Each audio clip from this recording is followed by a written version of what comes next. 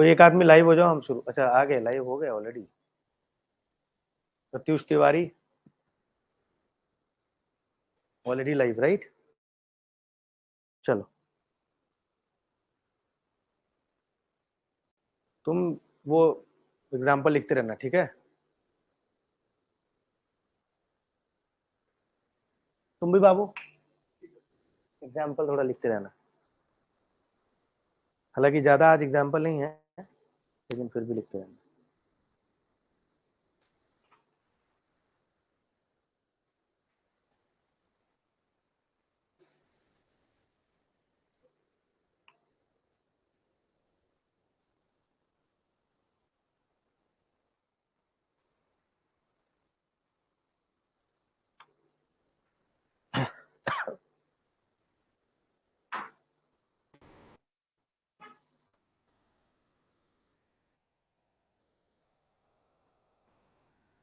चलो शुरू हुआ, शुरू करें? Okay fine. चलिए आज आज से हम लोग एथिक्स शुरू कर रहे हैं।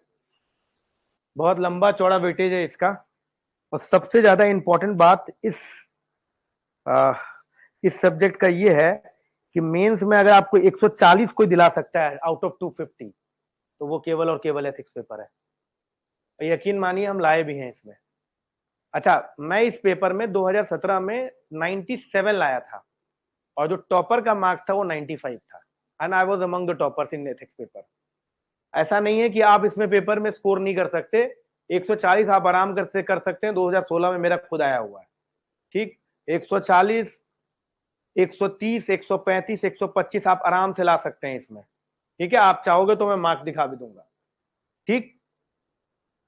तो ये वो पेपर है जो एवरेज से ज्यादा मार्क्स आपको दिलाता है, और ये वो पेपर है जो एवरेज से कम भी दिलवा सकता है आपको। इसमें बहुत हाई जंप होता है, ऊपर और नीचे मार्क्स बहुत ज्यादा होता है। अगर सामने वाले जो चेक कर रहा है उसे अगर लग गया कि आप में एथिक्स में गड़बड़ी है, ढीला है, तो आपको नंबर कम भी मिल सकते हैं। तो इसीलिए सब्जेक्ट को इंटरनलाइज करना बहुत इंपॉर्टेंट है। केवल एक्सटर्नली सुनकर आपका काम नहीं चलेगा मैडम, आपको ये समझना भी पड़ेगा इस सब्जेक्ट को, और कोशिश करिए कि अपने जीवन में आप उतारे भी। अच्छा, इसको आप एक सब्जेक्ट मत बनाइए।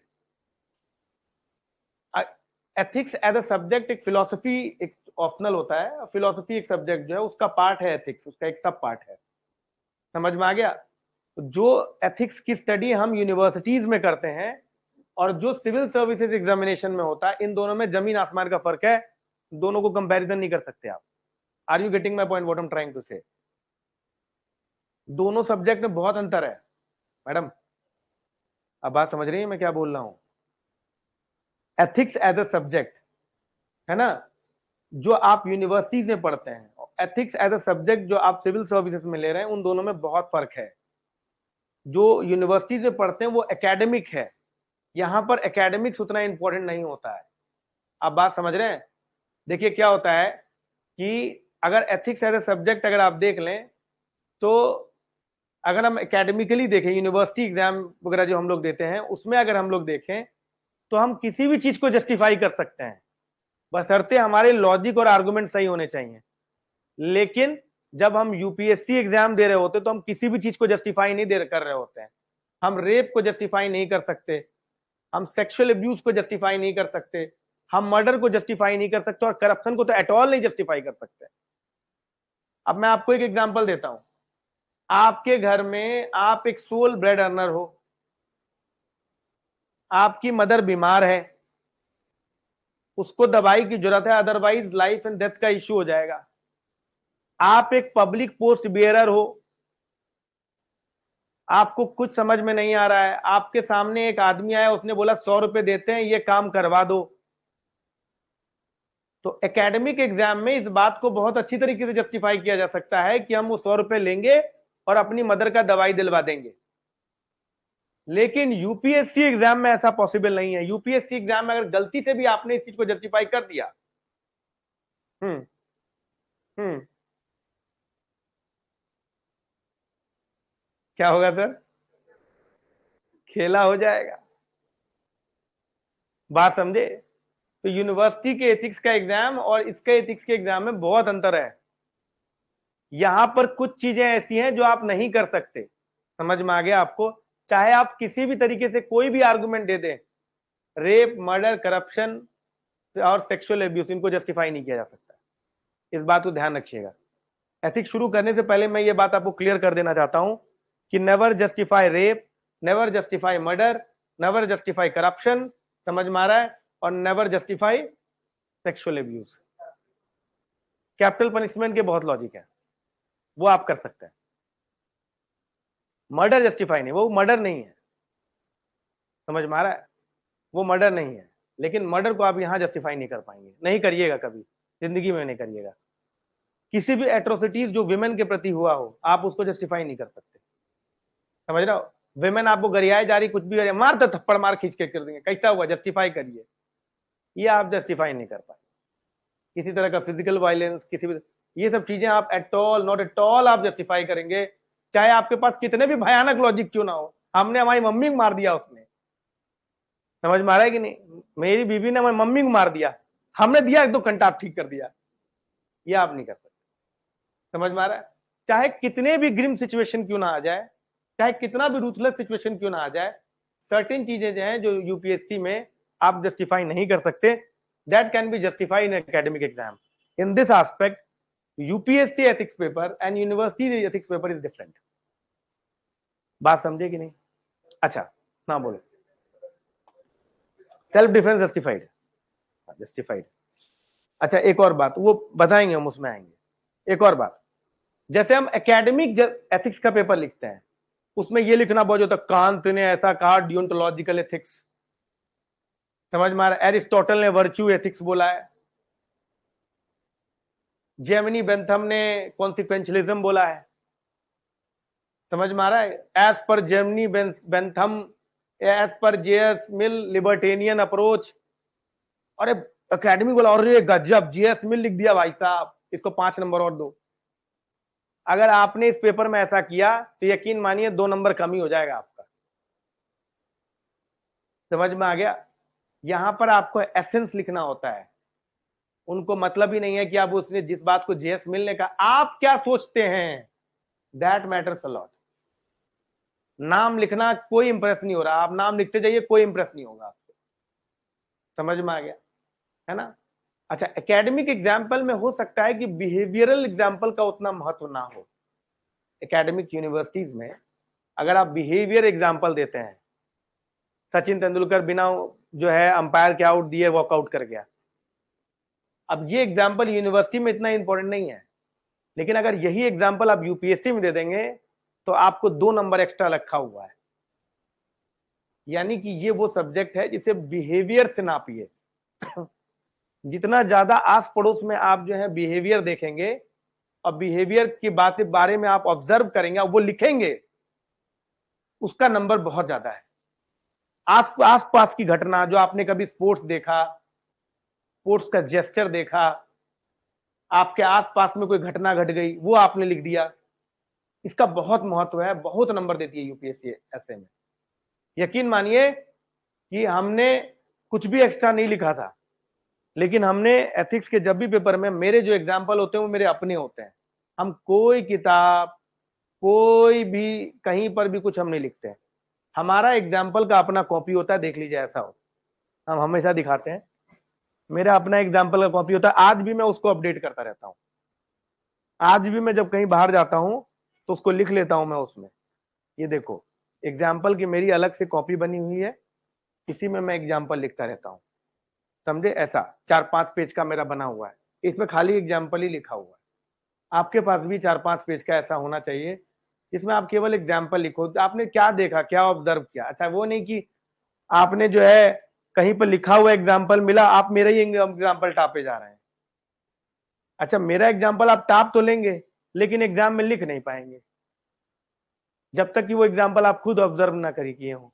आप समझ रहे हो क्या मैं बोल रहा हूं सर?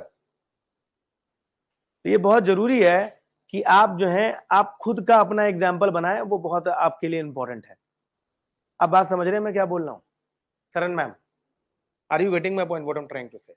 हैं, ये चीज ध्यान रखिए। तो एग्जाम्पल बहुत बहुत बहुत इंपॉर्टेंट है भैया, बिना एग्जाम्पल कुछ ना होना, हम पहले बता रहे हैं एथिक्स में। आप भूल जाइए कि आपको एथिक्स में 100 नंबर भी मिलेगा बिना एग्जाम्पल के। हर क्वेश्चन का आंसर विथ एग्जाम्पल होना।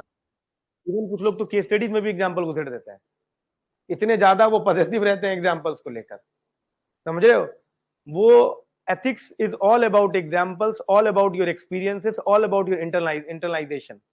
आपके बाहरी इनपुट कुछ भी मिला हो उससे कोई मतलब नहीं है।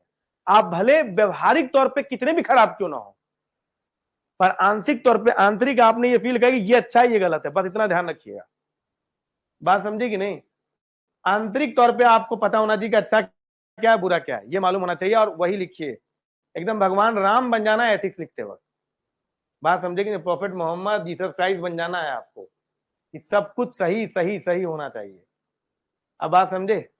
ये चीज बहुत इंपॉर्टेंट है इस मामले में। ये पेपर थोड़ा सा ना ऑब्जर्व करने वाला है, ऑब्जर्व करने वाला है। और मैं यहां पर बस आपकी इसी ऑब्जर्वेंस या ऑब्जर्वेशनल कैपेसिटी को बढ़ाने के लिए बैठा हूं, कि मैं आपकी ऑब्जर्व कैसे करते हो उस चीज को मैं आपको बढ़ाऊंगा। वो तभी पॉसिबल होगा कि जो आपको सब्जेक्ट मैटर का ज्ञान होगा, कि भाई इमोशनल इंटेलिजेंस क्या है, एटीट्यूड क्या है, वैल्यूज क्या है, एथिक्स क्या है, मोरालिटी क्या है, एटीट्यूड क्या है, एप्टीट्यूड क्या है। समझ रहे हो बात हो कि नहीं?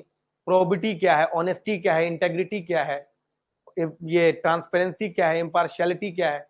ये सारी बातें मैं आपको बताने के लिए बैठा हूं। ठीक है? तो सबसे पहला शब्द की ये एथिक्स मत शब्द का मतलब क्या है, तो पहले हम सिलेबस डिस्कस करते हैं, उसके बाद हम सबसे पहले शुरू करेंगे कि एथिक्स शब्द का क्या मतलब है।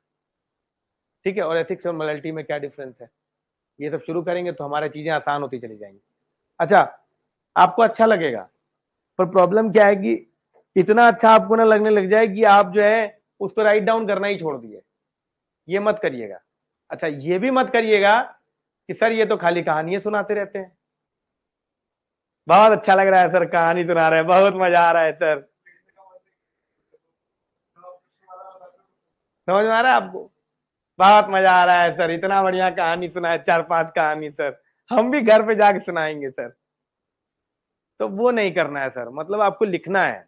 इनफैक्ट जो मैं कहानी सुना रहा हूँ तो शॉर्ट क्रैक्स में लिख लीजिए, तो आप वो सुनाने के लिए होंगे। बहुत सारी कहानियां महाभारत से होंगी, रामायण से होंगी, प्रॉफेट मोहम्मद से होगी, सभी धर्मों से होगा, जीसस क्राइस्ट से होगा, मोजेस से होगा, तो आपको अच्छा लगेगा। इसीलिए ये मतलब एथिक्स की क्लास मेरी जो है करीब करीब घर के सभी मेंबर भी देखते हैं, तो काफी दिन से वो चलता भी है।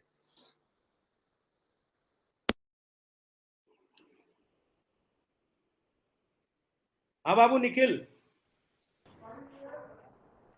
हाँ बोलो।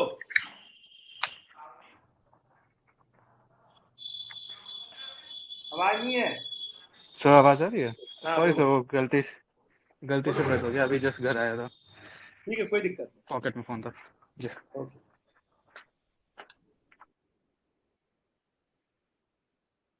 चलो शुरू करते हैं। तो भैया सिलेबस देख लेते हैं यार एक बार। अच्छा, सिलेबस बहुत छोटा है, बहुत बड़ा नहीं है। अन्य पेपर के कंपैरिजन में तो जरूर छोटा है सिलेबस है, लेकिन प्रॉब्लम क्या पता है, इसमें लिखना बहुत है। सिलेबस जरूर छोटा है पर लिखना बहुत है। सबसे बड़ी बात है कि सबसे बड़ा एथिक्स पेपर में जो टारगेट है कि इस पेपर को कंप्लीट कैसे किया जाए, है ना? 6 केस स्टडीज है मैडम, और तकरीबन तकरीबन 13 से 14 हजार सवाल है। 6 केस स्टडी 20 नंबर के। और सर पता नहीं यूपीएससी, मुझे लग रहा है ना कि टफनेस से ज्यादा ना स्टूडेंट को परेशान करने में मजा आने लगा है यूपीएससी को। मेरे को ऐसा फील हो रहा है। आप sir, have you ever seen the size of the case study? एक एक पेज का तो केस स्टडी होता है सर।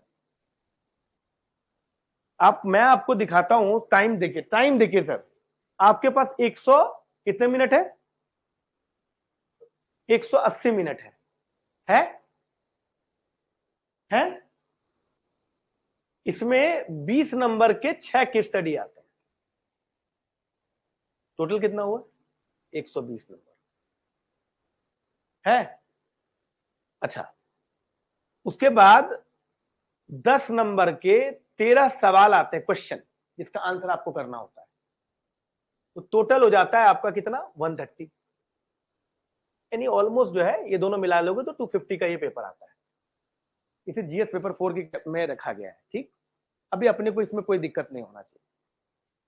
ऑलमोस्ट दोनों बराबर नंबर के हैं तो दोनों पे हम 50-50% टाइम अलॉट कर देते हैं।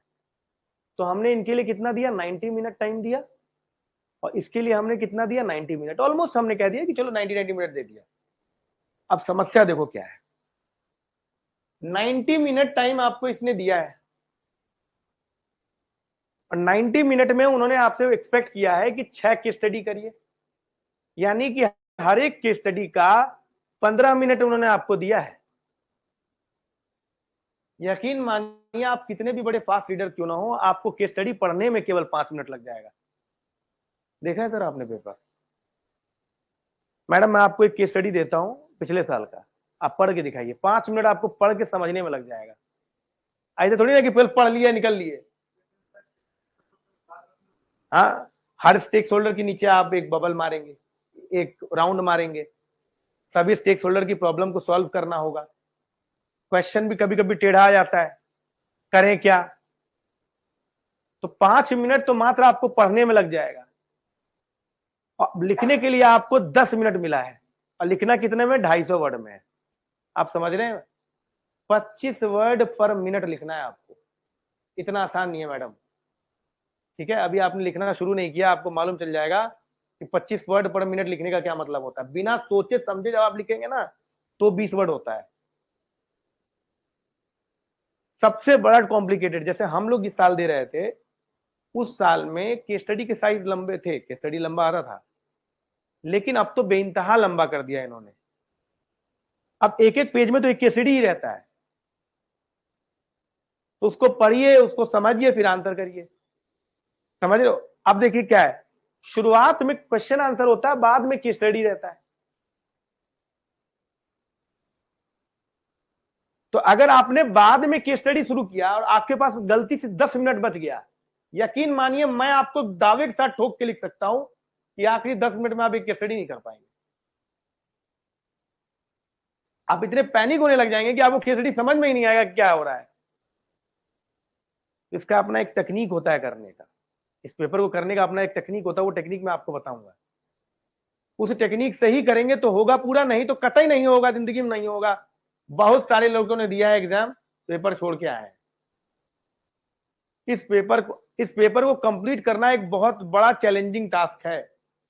इनफैक्ट मेंस के सभी पेपर को कंप्लीट करना ही बहुत बड़ा चैलेंजिंग है, टास्क है ये। एथिक्स उससे भी 2 कदम ऊपर हो जाता है, क्योंकि पेपर का साइज ही बहुत बड़ा है। आप समझिए मैम। अब इसे कैसे करें, क्या अप्रोच करें, इस पर हम लोग कभी डिस्कस करेंगे, ढंग से डिस्कस करेंगे क्या करना चाहिए हमें। बात समझिए मैडम? तो इसको कैसे अप्रोच करें कि ये पूरा पेपर कंप्लीट हो जाए, इसका एक बहुत ट्रिकी टेक्निक है। वो ट्रिकी टेक्निक में आपको जाना पड़ेगा, तभी जाकर वो होगा। बात समझी कि नहीं? With lot of patience, tricky technique है, हो जाएगा, लेकिन पूरा हो जाएगा, पेपर पूरा हो जाएगा। तो मतलब दुखी नहीं रहोगे, निकल के कहोगे भैया देखो पेपर कैसे गया वो तो नहीं बता सकते, पेपर पूरा कर लिया हमने, वो हम बता देंगे। ठीक है, इसके बारे में हम लोग डिस्कस करेंगे। अब सबसे बड़ा जो इंपॉर्टेंट चीज है हमारे सामने, वो है सिलेबस। सर सिलेबस क्या है? सिलेबस मैडम डिस्कस कर लेते हैं एक बार ना। देखिए सिलेबस है ethics and human interface. Human interface का क्या मतलब होता है? ह्यूमन इंटरफेस का मतलब होता है कि मेरा और आपका इंटरफेस का मतलब होता है किसी दो एंटिटी के बीच का इंटरेक्शन, इंटरेक्टिंग लिंक। मेरा और आपका क्या इंटरेक्शन हो रहा है, तो मेरा और आपका क्या इंटरेक्शन हो रहा है, उस इंटरेक्शन में एथिक्स कहां है, that is human and ethics and human interface. समझ में आ गया? मेरा और आपका, मेरा और जानवर का, मेरा और मशीन का, मेरा इंटरनेशनल रिलेशन का, ये जो बीच में एक कनेक्टिंग लिंक आ रहा है ना, कि हम बात कर रहे हैं, हमारा इंटरेस्ट अटैच है, इसको हम लोग कहते हैं ह्यूमन इंटरफेस। उसमें एथिक्स कहां है? तो एथिक्स एंड ह्यूमन इंटरफेस, इसका क्या एसेंस होगा, इसके क्या डिटर्मिनेंट्स होंगे, और एथिक्स के कॉन्सिक्वेंस क्या होंगे। अच्छा आप बोलेंगे सर पहली बात तो मुझे एथिक्स समझ में नहीं आया। एथिक्स मतलब मान लो कि कोई काम अच्छा करना, एथिक्स मान लें, अभी बहुत लंबा डेफिनेशन है, मुझे बस अभी शॉर्ट में बता रहा हूं। तो हम अगर कोई काम एथिकल कंडक्ट करते हैं तो उसके कॉन्सिक्वेंसेस क्या होंगे, हम करें ही क्यों, हम अनएथिकल हो जाए, हम बुराई के रास्ते पे चल दें, हम अच्छाई के रास्ते पे चल रहे हैं तो उसके क्या कॉन्सिक्वेंसेस हैं। अच्छाई का रास्ते के चलने के पीछे कौन कौन से डिटर्मिनेंट है, कौन कौन से ऐसे डिटरमाइनिंग फैक्टर्स हैं जो हमको अच्छाई के रास्ते में चलने के लिए बाध्य करते हैं और अच्छाई के चलने के लिए मजबूर करते हैं। वो डिटर्मिनेंट्स क्या क्या है, समझ में आ रहा है, और एसेंस क्या है। ठीक, ह्यूमन एक्शंस में। अच्छा, ह्यूमन एक्शन क्या है? ह्यूमन एक्शन क्या है? मेरे पर एक सांप आया और मैंने सांप को जोर से मारा और सांप मर गया। Is that human action? मेरे सामने सार्थक ने आया और एक तलवार ऐसे मारा, मैंने तुरंत तलवार को रोका और मैंने इसको ऐसे किया तो सार्थक को लग गया। क्या ये ह्यूमन एक्शन है? समझ रहे हो बात को? क्या आपके सामने एक डाकू आया, डाकू ने एक बंदूक चलाया, आपने पकड़ लिया, क्या वो ह्यूमन एक्शन है?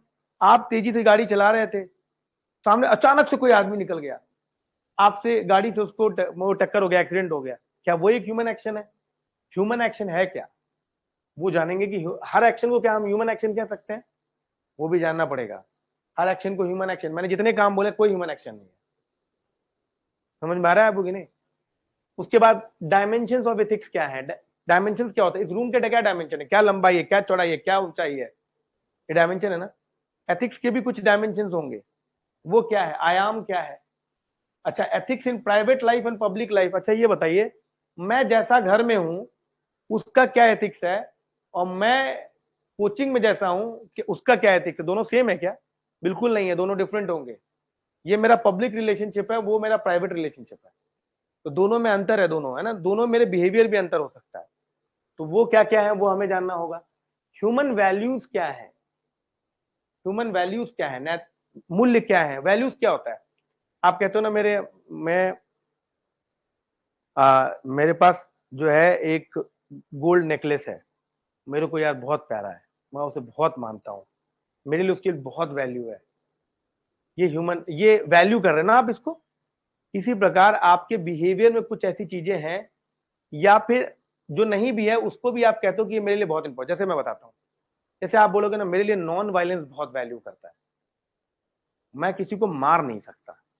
कुछ लोग कहते हैं ना यार, मैं देखो भाई तुम कुछ कर लो पर ये काम हमसे नहीं होगा। क्या ना यार, कोई कहेगा यार देखो 10 दिन से खाना नहीं खाए, चोरी कर लेते हैं। यार देखो भाई, तुम हमसे कुछ करवा लो, भले आदमी से मरवा लो लेकिन हम चोरी नहीं करेंगे, चोरी हमसे नहीं हो पाएगा। क्यों? क्योंकि डू नॉट स्टील जो है वो बहुत बहुत इंपॉर्टेंट वैल्यू है मेरे लिए बात समझे? जो डू नॉट स्टील जो है वो मेरे लिए बहुत इंपॉर्टेंट वैल्यू है। अच्छा तुम यार देखो, एक झूठ बोल देना ना उसको यार, भाई देख तुम मुझसे 2 घंटा ज्यादा काम करवा ले, मैं झूठ नहीं बोलूंगा, झूठ मुझसे नहीं बोला जाता है। क्यों? क्योंकि ट्रूथफुलनेस के लिए बहुत बड़ी वैल्यू है। बात समझे कि नहीं? तो वैल्यू का मतलब होता है कि ऐसे बिहेवियरल ट्रेट्स जिसको आप बहुत इंपॉर्टेंस अटैच करते हैं, समझ में आ रहा, उनके दैनिक जीवन में बहुत महत्व है आपके लिए, उसको हम लोग वैल्यूज बोलते हैं। ऐसी वैल्यूज अगर ह्यूमन से जो अटैच है उसे ह्यूमन वैल्यूज बोलते हैं। ठीक है, जैसे कि ट्रांसपेरेंसी, इंटेग्रिटी, ऑनेस्टी, ये सब जो है वैल्यूज हैं। ठीक। अच्छा, ये वैल्यूज कहां से आते हैं? अगर सार्थक बोलता है कि मुझे हमेशा सच बोलना है, ऐसा तो हुआ नहीं कि सार्थक बचपन से पैदा हुआ है सच बोलने की झंडा लेके। भाई इसके परिवार में ऐसा परिवेश बना हुआ है कि हमेशा जो है सच बोलने वाला है, कि उनके मम्मी पापा ने उसको बताया है कि भाई हमेशा सच बोलना है तुमको, झूठ नहीं बोलना है। ठीक है, जैसे तुमने बोला कि सर मेरे लिए वैल्यू है कि मुझे मेहनत करना है, भाई तुम्हारे अंदर ये वैल्यू बचपन से पैदा होके नहीं आया है, तुम्हारे घर में बताया गया है कि तुमको बहुत बहुत मेहनत करनी है, तब जाके आगे बढ़ना है ना, ये बातें हैं। तो हम जो शुरुआत जब से जन्म लेते हैं और जब से आज हम जो दिख रहे हैं वो सब सोशलाइजेशन का नतीजा है। इसको समाजीकरण कहते हैं, सोशलाइजेशन, तुमको सोशोलॉजी में पढ़ना भी है।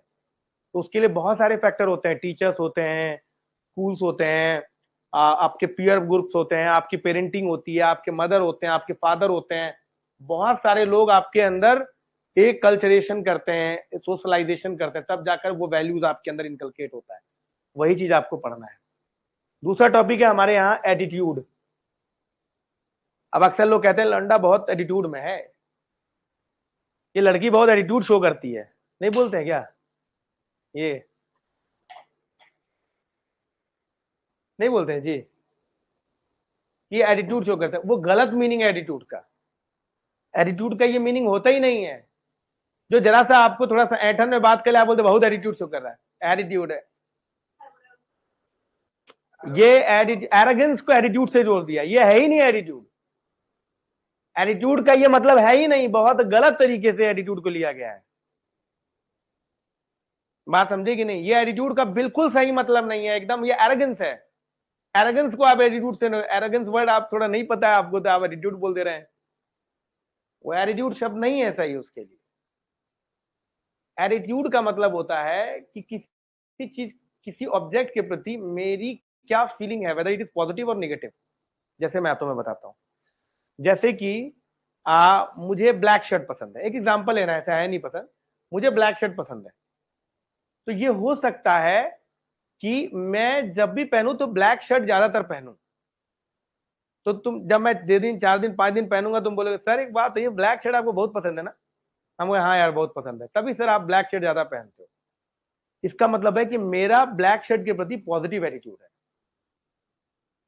एटीट्यूड हमेशा किसी एटीट्यूडनल ऑब्जेक्ट के प्रति आपका पॉजिटिव और निगेटिव फॉर्म में है, या तो अफेक्शन होगा या डिस अफेक्शन होगा। आप बात समझ रहे हैं कि नहीं? तो ये एटीट्यूड है। हाँ, जैसे अब देखो प्री-20 अब वो सर का लेक्चर, कौन बनाया क्या, मैं हवाबाजी कर रहे हो ये वो, तो अभी निगेटिव एटीट्यूड आ गया ना सीसेट पेपर और जो बनाया उसके प्रति भी। तो एटीट्यूड क्या होता है कि किसी भी ऑब्जेक्ट के प्रति आपका क्या पॉजिटिव और निगेटिव क्या सोच रखते हो आप, वो एटीट्यूड है। उसी के बारे में कंटेंट क्या है, स्ट्रक्चर क्या है, इसके बारे में हम लोग बहुत बात करेंगे। अच्छा एक बात बताइए, अगर किसी ऑब्जेक्ट के प्रति आपका पॉजिटिव एटीट्यूड है तो कुछ जरूरी है क्या बिहेवियर में उसका कनेक्शन हो ही? बताइए। देखिए, होना चाहिए, पर जरूरी नहीं है कि हो ही जाए। मैं आपको एक एग्जांपल देता हूं, मेरा एबॉर्शन के प्रति निगेटिव एटीट्यूड है, लेकिन अगर मेरी वाइफ में कोई कॉम्प्लिकेशन होगा तो I will definitely go for the abortion. ये सर्कमस्टांसेस होते हैं, उस पर डिपेंड करता है कि whether I will go for the abortion. देखो this is the example. Ethics में एग्जाम्पल से ही एथिक्स को समझा जा सकता है, बिना एग्जाम्पल के एथिक्स समझा ही नहीं जा सकता है। ये बात समझ लो। और ये बहुत सालों के बाद इतने सारे एग्जाम्पल मेरे हैं, आपको भी समय लगेगा, समझ में आ रहा है? हर बात को एग्जाम्पल में बताने के लिए कई सालों की टीचिंग रही है मेरी, तब जाकर ये सारे एग्जाम्पल्स आते हैं। तो वही एटीट्यूड है आपका। अगला है योग्यता, एप्टीट्यूड। सिविल सर्वेंट अगर कोई बनना चाहता है, उसके अंदर राइट एटीट्यूड होना चाहिए कि नहीं है? लेकिन केवल एटीट्यूड राइट होने से कुछ नहीं होगा। आप चाहते हो कि हम जो है बढ़िया सिविल सर्वेंट बनेंगे, बहुत मेहनत करेंगे, लेकिन आपका सीसेट क्लियर नहीं हो रहा है, योग्यता ही नहीं है आपके अंदर। अब तो ये भी नहीं कह सकते, I take my word back. भाई अच्छा एक बात तुम्हें बताएं, बोलो तो मैं तुम्हारी उसकी बात करा दूं। एक बंदे का 99.87 परसेंटाइल है, तुम्हें लगेगा मैं ज्यादा बोल रहा हूं ना, 99.87 परसेंटाइल इन कैट, और he is not able to clear his CSAT paper. समझ में आ रहा है आपको बातों की नहीं? वो क्यों फंस गया पता है? कह रहा है भाई ये इन्फ्रेंस अजम्पशन में गबड़ा गया मेरा मामला। बात समझे कि नहीं? अबे एटीट्यूड,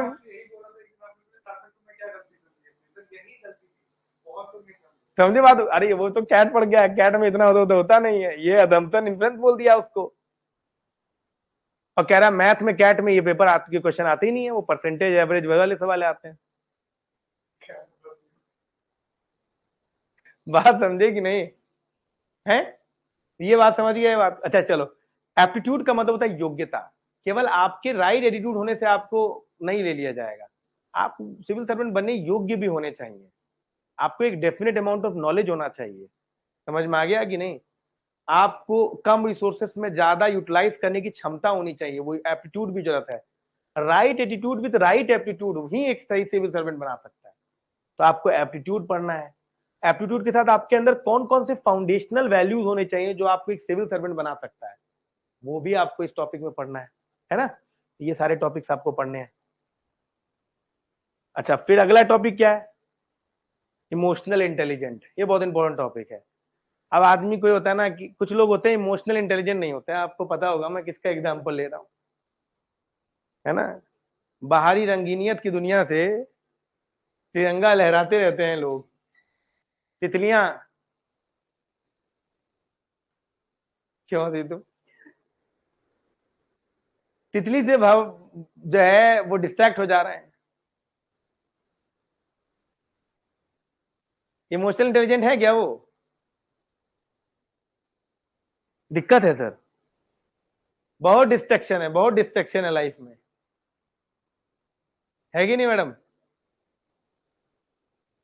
तो मैडम आपको पता है कि आप यूपीएससी एग्जाम के लिए जा रहे हैं, it is one of the most serious exam. अगर आप भी नहीं समझ पा रहे हो तो बहुत बड़ी गलती है। यूपीएससी एस्पिरेंट्स को क्या है 2023 यूपीएससी एग्जाम में समझाया है? 2023 ने आपको एक तमाचा मारा बहुत कायदे से। यूपीएससी ने कहा बेटा आप जग जाओ, क्योंकि जिस तरीके तुम चल रहे हो ना उस तरीके से तुम्हारा नहीं होगा। जग जाओ ढंग से। तुम अगर यूपीएससी प्रिपरेशन में लगे हो तो यूपीएससी में ही ध्यान दो, अगर दूसरे इधर उधर तितर बितर किए तो गड़बड़ा जाओगे। समझ रहे हो बातों की नहीं? मैडम गलत बोल रहा हूं क्या? मैडम 1 मिनट का डिस्ट्रैक्शन यूपीएससी नहीं झेल सकता है। गलत बोल रहा हूं सर क्या मैं? आप सर एक लड़की के पीछे पड़ जाइए, आपका 10 दिन चला जाएगा सर, आप पता नहीं कितने स्टूडेंट से पीछे हो जाएंगे। गलत बोल रहे हैं क्या मैडम? आप सर एग्जामिनेशन देने जा रहे हैं, आपको कोई बढ़िया लग गई, 5 मिनट डिस्ट्रैक्ट हुए, आपका पेपर गया।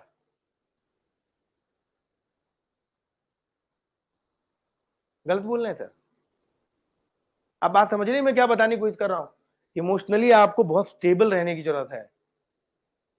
अक्सर कहते हैं कि जो लोग बहुत हंसते हैं और जो लोग बिल्कुल नहीं हंसते हैं, दोनों ही इमोशनल इंटेलिजेंट नहीं होते हैं। राइट बैलेंस इन इमोशन होना चाहिए मैडम। क्यों हंसी तुम? कौन आ गया यार?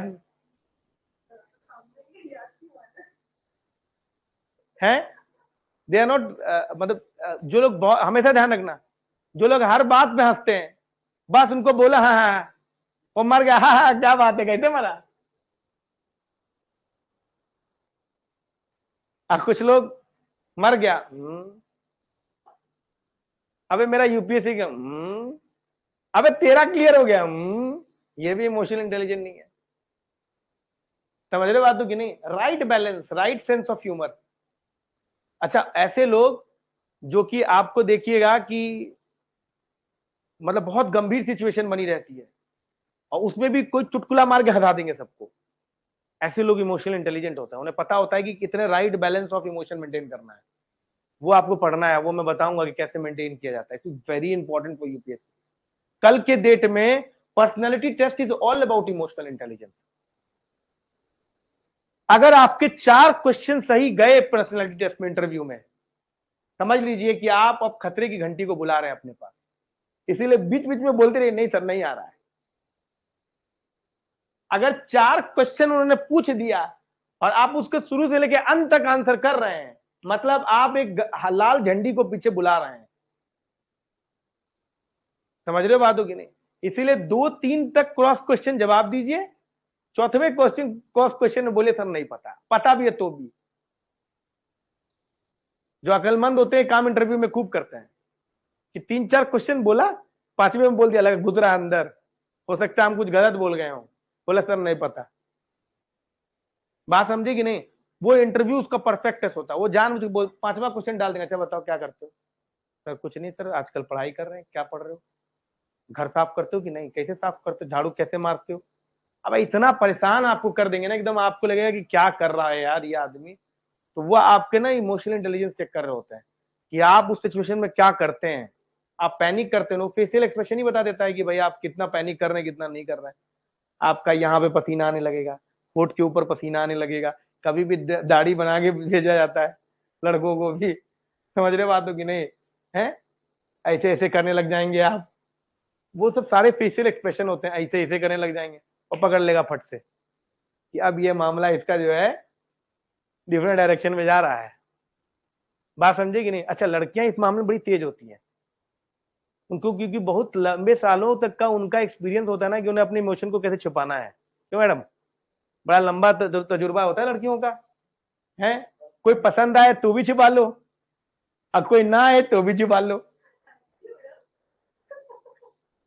नहीं समझे बात को सर?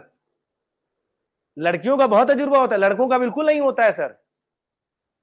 मैडम बात समझ रही है कि नहीं? तो लड़कियों का आप देखिएगा, अगर एवरेज परसेंटेज इंटरव्यू देखिएगा तो ज्यादा रहेगा, और इसलिए नहीं कि वो लड़की है। आप अगर हर साल के टॉपर देखिएगा सर, तो आपको उसमें से लड़की का ज्यादा आपको नंबर मिलेगा, 215 मिल जाता है उन लोगों को। और एवरेज भी देखिएगा तो लड़कियों का ज्यादा रहता है लड़कों के कंपैरिजन में। और ये भी कारण है कि हाईएस्ट में आपको लड़कियां ज्यादातर मार दे रही हैं शुरुआत के टॉप।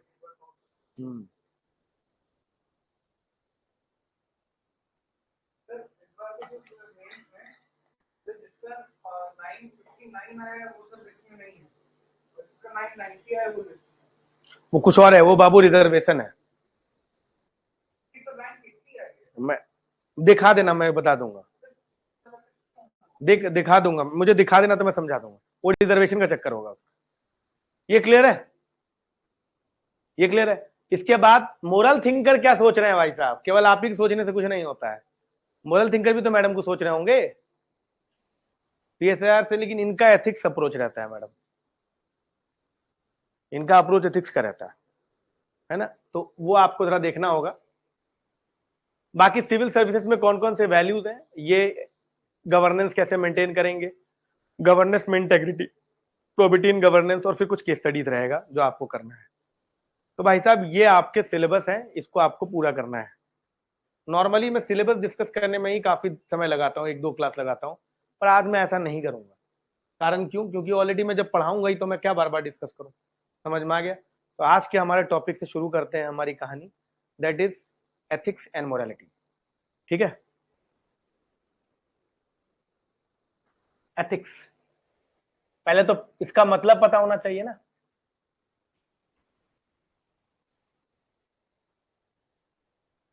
क्यों? इसका मतलब पता होना चाहिए कि नहीं है? मैडम पहले एथिक्स का मतलब तो पता चले तभी तो बात करेंगे। तो इसका मतलब पता करने से पहले दो कहानी, तो दो कहानी सुनिए और पता करिए कि क्या क्या है। अभी मैं एक नेटफ्लिक्स पे वेब सीरीज देख रहा, देखिए वेब सीरीज आया और मेरे दिमाग में अभी देखो करंट एग्जाम्पल आ गया। मैं नहीं नेटफ्लिक्स पे नहीं देख रहा था, मैंने G5 पर एक मूवी देखा। उस मूवी का नाम था एक बंदा काफी है। ये आपको पता ना हो तो वो बेसिकली आशाराम बापू के ऊपर बना हुआ है, जो वो फंस गए थे ना सेक्स स्कैंडल में, तो उस पर वो कहानी बनी हुई है। मनोज वाजपेयी है, superb acting done by the Manoj Vajpayee. अगर आपने नहीं देखा है तो जरूर देखिए पिक्चर। ठीक है? तो कहानी का थीम यही है कि एक लड़की जाती है आसाराम बापू की में, तो उनको सेक्सुअली एक्सप्लॉइट कर देते हैं, वो केस करती है और ऐसा चलता रहता है। मनोज वाजपेयी जो है वो लड़की के डिफेंडेंट होते हैं, लड़की की तरफ से प्रोसिक्यूट कर रहे होते हैं। अच्छा, उसमें क्या है, एक लॉयर है, ठीक है, जो उसको लड़ रहा है। ठीक, अब ध्यान सुनिए। आसाराम बापू की तरफ से एक आदमी उस लॉयर के पास जाता है और उसको ये कहता है कि ऐसा है कि आपको केस लड़ना है। ध्यान सुनिएगा सर, आपको केस लड़ना है। तो बोले भाई क्या बात है, हम भी फॉलोअर हैं आसाराम बापू के, है ना, हम भी फॉलोअर हैं आसाराम बापू के, तो बताइए कि कैसे केस लड़ना है, क्या करना है। तो क्या ऐसा है, इन पर सेक्सुअल एक्सप्लॉइटेशन का लगा है, रेप का लगा है, और जो लड़की है वो माइनर है, पॉक्सो एक्ट लगेगा उसके ऊपर। मतलब आसाराम बाबू पर पॉक्सो एक्ट लग गया है। अब मैं पूरे की कहानी पे नहीं जाऊंगा, मैं आपकी मूवी खराब नहीं करना चाहता हूं। तो अभी मैडम ध्यान सुनिएगा, उन पर लग गया मैडम पॉक्सो एक्ट आसाराम बाबू पे, क्योंकि लड़की जो थी वो माइनर थी, 14-15 साल की थी। बोला कि आप जरा आसाराम बाबू की तरफ से केस लड़िए। तो लॉयर ने पूछा कि ये बताइए कि क्या ये घटना वाकई घटी है या नहीं घटी है। लॉयर से तो आपको सच बोलना होगा।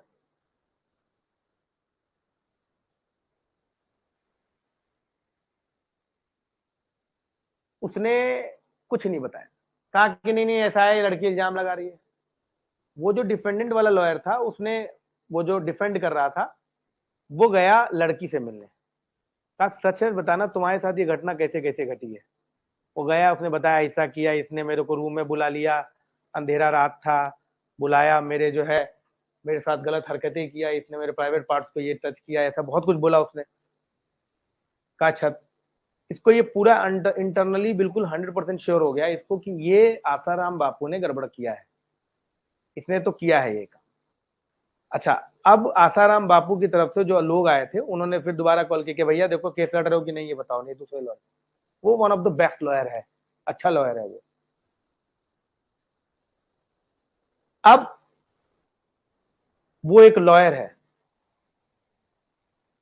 रूल एंड रेगुलेशन ये कहता है और बार कोड ये कहता है, जो बार काउंसिल ऑफ इंडिया है और लॉ है और जो लीगल प्रोसिक्यूशन है और जो भी आप लीगल एरिना में देखें, कि लॉयर को ये नहीं देखना चाहिए कि सामने वाला जो प्रोसिक्यूट्रिक्स है या जो भी सामने वाला जो प्लीडर है या जो भी एक्यूज है वो गुनहगार है या नहीं है। ये तो जुडिशरी का काम है ना कि वो गुनहगार प्रूफ करना। लॉयर का काम है कि to the best of the ability अपने क्लाइंट को डिफेंड करना। ये लॉ बोलता है, ये लीगल प्रैक्टिस यही बोलता है। ये लीगल प्रैक्टिस के अंदर ये साफ साफ बात है कि लॉयर को ये नहीं देखना है कि भैया क्या, कि भैया कि आसाराम बापू गड़बड़ है, अच्छे हैं, बुरे हैं, ये नहीं देखना उसको। ये सब काम लॉयर नहीं देखता है ना मैडम। उसका काम है कि जो हुआ है उन सभी फैक्ट को गैदर करे और the best of the ability जो है अपने क्लाइंट के लिए लड़े। ठीक, ये लॉ कहता है। सोसाइटी एक्सपेक्ट करती है एक लॉयर से। आप भले किसी को मार दिए हो, मैडम आपने सही में कुछ गलत काम कर दिया हो, आप किसी लॉयर के पास जाएंगे, आप बोल भी देंगे कि हमने गलत काम किया, तो भी लॉयर ये कहेगा कि भैया मेरा काम है आपको डिफेंड करना। ये लॉयर का काम ही यही है। अभी आएंगे आएंगे मैडम, अभी आएंगे ये सब बातें। क्यों ये लॉयर क्यों जाएगा जब उसे पता है कि ऐसा है, ये सब बातें हम लोग करेंगे। दोनों पर जस्टिफिकेशन होगा तभी तो डिलेमा क्रिएट होगा।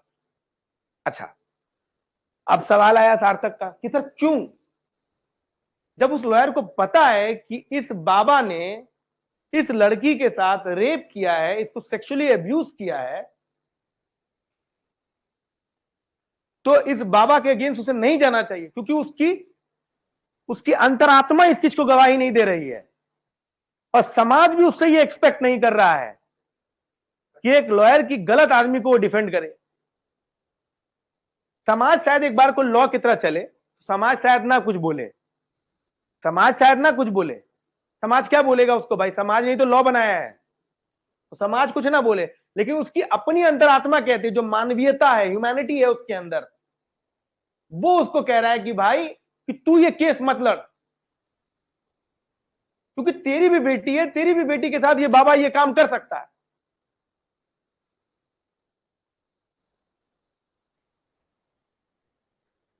तेरी भी बेटी के साथ ये बाबा ये काम कर सकता है। अगर तेरी बेटी के साथ ये काम करेगा तो कितने को कैसा लगेगा, नहीं तुझे केस नहीं लड़ना चाहिए। अब लॉयर भाई साहब दुविधा में है। समाज, नियम, कानून, लॉ सब इस लॉयर को कह रहा है कि भाई तुझे irrespective of who is culprit और who is victim, irrespective of that thinking, आपको बाबा रामदेव की तरफ से, बाबा आसाराम की तरफ से आपको लड़ना चाहिए। लेकिन जो अंतरात्मा है वो भी तो कुछ कहती है भाई। वो कह रहा है उसको क्या क्या कह रहा है कि केस नहीं लेना चाहिए। अब ये एक केस है, इसको साइड करता है। ठीक, दूसरा केस है और लेते हैं। एक परिवार है जिसमें एक फैमिली में वाइफ हस्बैंड है और उनका एक ही लड़का है। ठीक है, और वो लोग हैप्पीली रह रहे हैं, बहुत ज्यादा रिच नहीं है, middle class, lower middle class के लोग हैं, 10-20-15 हजार रुपए सैलरी मिलती है इनको, अपना घर चलाते हैं। अचानक पता चलता है कि उनके लड़के को कैंसर है। लेकिन कैंसर फर्स्ट स्टेज पर है, ठीक है। उसे जो कैंसर है उसका ट्रीटमेंट हर जगह पॉसिबल नहीं है। उस सिटी में एक ही मात्र हॉस्पिटल ऐसा है जहां पर उसके कैंसर का ट्रीटमेंट हो सकता है, लेकिन वो हॉस्पिटल बहुत महंगा है और उसे उसके लिए 5 लाख रुपए देना होगा, 5 या 10 लाख रुपए देना होगा, ठीक है। वो ज्यादा से ज्यादा 1 लाख तक अरेंजमेंट कर सकता है, 10 लाख रुपए नहीं कर पाएगा। सिंपल से समझो बात को। लेकिन उसने कहा कि नहीं, मेरे बेटे वाली बात है तो मैं अपने जमीन को बेच दूंगा, अपने घर को गिरवी रख दूंगा, लेकिन मैं 10 लाख रुपए अरेंज करके मैं जरूर अपने बच्चे को ठीक करवाऊंगा। ठीक, वेरी गुड। वो उस हॉस्पिटल पे पहुंचा। अच्छा, वहां उस हॉस्पिटल में जैसे भी बढ़िया हॉस्पिटल है तो वहां रिसेप्शनिस्ट वगैरह होती है। अब उस रिसेप्शनिस्ट के पास वो गया और वो बोलता क्या है कि ऐसा है कि ऐसे तो मेरी कुवत नहीं है, 1 लाख तक मैं खर्चा कर सकता हूं। मेरे को पता चला है कि इस हॉस्पिटल में 10 लाख रुपए लगेगा, इलाज हो जाएगा यहाँ पर। कहता हाँ बिल्कुल ठीक, यहाँ पे इलाज हो जाएगा आपके बेटे का कैंसर का, लेकिन 10 लाख रुपए लगेगा। कह रहा कोई दिक्कत नहीं है, हम 1 लाख रुपए हमारे पास है, हम 9 लाख रुपए अपने जमीन वमीन बेच लेंगे, लेकिन मैं अपने बेटे का बेहतरीन से बेहतरीन इलाज करवाऊंगा, इसके बिना मैं रहूंगा नहीं। ध्यान सुनिएगा सर, बहुत इंपॉर्टेंट बात है। कह रहा भाई चाहे कुछ हो जाए हम तो करवाएंगे अपने बेटे का, और हम सर जी बर्दाश्त नहीं करेंगे ये सब चीज। ये सारी बातें हो गई। अब रिसेप्शनिस्ट को एक बात पता है कि केवल यही हॉस्पिटल नहीं, बगल में एक सरकारी हॉस्पिटल में भी है, उसमें एक नया डॉक्टर आया है और उसके अंदर भी ये कैपेसिटी है कि वो इसका इलाज कर सकता है, वो भी 50,000 रुपए में। अब ध्यान सुनना, रिसेप्शनिस्ट को ये बात पता है कि केवल एकमात्र ये हॉस्पिटल नहीं है, बगल में एक सरकारी हॉस्पिटल है, उसमें एक डॉक्टर आया है न्यूली अपॉइंटेड, जो ज्यादा लोगों को पता नहीं था सोसाइटी में, न्यूली अपॉइंटेड आया, उसके अंदर वो कैपेसिटी है कि शायद इस हॉस्पिटल से भी ज्यादा बेहतर इलाज कर दे वो। मैडम, अब वो इलाज 50,000 रुपए में हो जाएगा, है ना। अब देखिए रिसेप्शनिस्ट के सामने दुविधा, रिसेप्शनिस्ट के सामने दुविधा देखिए क्या है। रिसेप्शनिस्ट को 40 से 50,000 रुपए सैलरी क्यों दिया जाता है? कि वो ज्यादा से ज्यादा कस्टमर्स, पेशेंट्स को अपने हॉस्पिटल में लाए, अपने हॉस्पिटल के बारे में हमेशा अच्छा अच्छा बोले, ताकि ज्यादा से ज्यादा पेशेंट्स आए, तभी तो उसी पेशेंट से जो पैसा निकलता है उसी से उसकी सैलरी दी जाती है, उसका काम ही यही है। समझ में आ रहा है? अच्छा, अगर वो ये बोल देगी कि नहीं नहीं नहीं कहीं नहीं, यही सही, यही हॉस्पिटल है जिसमें तुम्हारा इलाज होगा, बिल्कुल गलत नहीं है रिसेप्शनिस्ट। भैया तुम्हारा काम ही यही है, तुम्हारा काम ही यही है? नियम कानून सब ये बोलते हैं कि तुम चूंकि इस रिसेप्शनिस्ट हो इस हॉस्पिटल की, तुम्हारी ये जिम्मेदारी है कि तुम इसकी मदद करो, पेशेंट्स को ज्यादा लाओ ताकि तुम्हारी सैलरी बनी रहे। अगर वो ये बोलती है कि हाँ भाई इसी हॉस्पिटल में जाओ, तो कुछ गलत नहीं करे उसने, उसका काम ही यही है?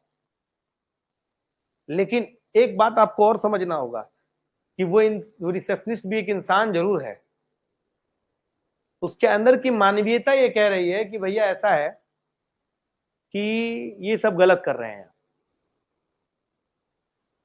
उसके अंदर की मानवीयता ही उसको ये कह रही है कि इस आदमी को इस हॉस्पिटल में ना भेजा जाए, सरकारी हॉस्पिटल में इसका घर जमीन सब बच जाएगा, उल्टा 50,000 बच जाएगा, शायद अपने परिवार बच्चे के ऊपर लगा दिए 50,000 रुपए। अब यहां पर ये, अच्छा अगर वो ये बता देती है तो उसके अंदर जो अंतर्द्वंद चल रहा है वो खत्म हो जाएगा। ठीक है, अब ये 2 केसेस हैं तुम्हारे सामने, एक केस में कौन है? लॉयर, और दूसरे केस में रिसेप्शनिस्ट है। अच्छा, इन दोनों में कोई भी एक प्लेन आंसर नहीं हो सकता। मैडम, आप अगर ये बोल दें कि एक प्लेन यूनिवर्सल आंसर है कि यही करना चाहिए, तो आप बहुत बड़े मूर्ख हैं। इन दोनों का कोई प्लेन आंसर नहीं हो सकता और कोई भी राइट आंसर नहीं हो सकता। इन दोनों केसेस में कोई भी राइट आंसर नहीं हो सकता, कोई भी प्लेन आंसर नहीं हो सकता, कोई ये नहीं कह सकता कि ब्लैक एंड व्हाइट है। एक लेस रॉन्ग आपको ढूंढना पड़ेगा, वो भी अगर आप गलत करेंगे, अगर आप एक करेंगे तो दूसरा गलत होंगे आप। अगर आप अपनी ड्यूटी पे जाएंगे तो मानवीयता गलती होगी, मानवीयता पे जाएंगे तो ड्यूटी गड़बड़ा जाएगा आपका मामला। आपको चूज करना होगा कि आप क्या है। अब सवाल उठता है कि यहां पे एथिक्स और मोरालिटी क्या है। अब मैं आप दोनों केस स्टडीज में बता देता हूं कि कहां एथिकल है और कहां मोरल है। बात समझे मैडम? तब हम एथिक्स की पढ़ाई शुरू करेंगे। अगर आप इन दोनों एग्जाम्पल में समझ जाएंगे ना कि एथिक्स क्या है और मोरल क्या है, आपको कोई दिक्कत नहीं आने वाला है। मतलब अगर मैंने बता दिया कि क्या चीज एथिक्स है, क्या चीज मोरालिटी है, तो उसके बाद आपको एथिक्स और मोरालिटी में डिफरेंस ढूंढने में कोई दिक्कत नहीं होगी। अच्छा, मैं लॉयर से शुरू करता हूं, ध्यान सुनिएगा। अगर लॉयर ये कहता है कि भैया भाड़ में जाए अंतर्द्वंद, भाड़ में जाए दुनिया की मानवीयता, हम वकील हैं, हमारा काम है वकालत करना, इरिस्पेक्टिव की कोई दोषी है या कोई क्या, और बिल्कुल सही है, कुछ गलत नहीं है सर। ऐसे लॉयर अगर ये कहने लग जाएं कि नहीं नहीं नहीं नहीं नहीं, जो सही रास्ते में होगा उसी का हम केस लड़ेंगे, तब तो भैया कोई अपराधी का केस ही नहीं लड़ेगा। अब मैं आपका जो अंतर्द्वंद में समझ रहा हूं, मैं अभी बताऊंगा उसके बाद, कोई केस लड़ेगा उसका। और आपका कॉन्स्टिट्यूशन तक ये कहता है कि चाहे आप कुछ क्यों ना हो, अगर आप अरेस्ट हुए हो तो आपको लीगल प्रैक्टिशनर मिलना चाहिए।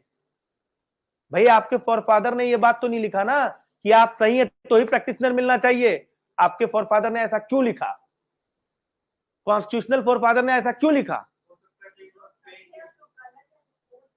कोर्ट डिसाइड करे। एक और मैडम, एक और बात मैडम, नहीं नहीं नहीं नहीं, मान लीजिए आप गलती ही हैं, आप कितने गलत हैं इसको कैसे जोड़ेंगे आप?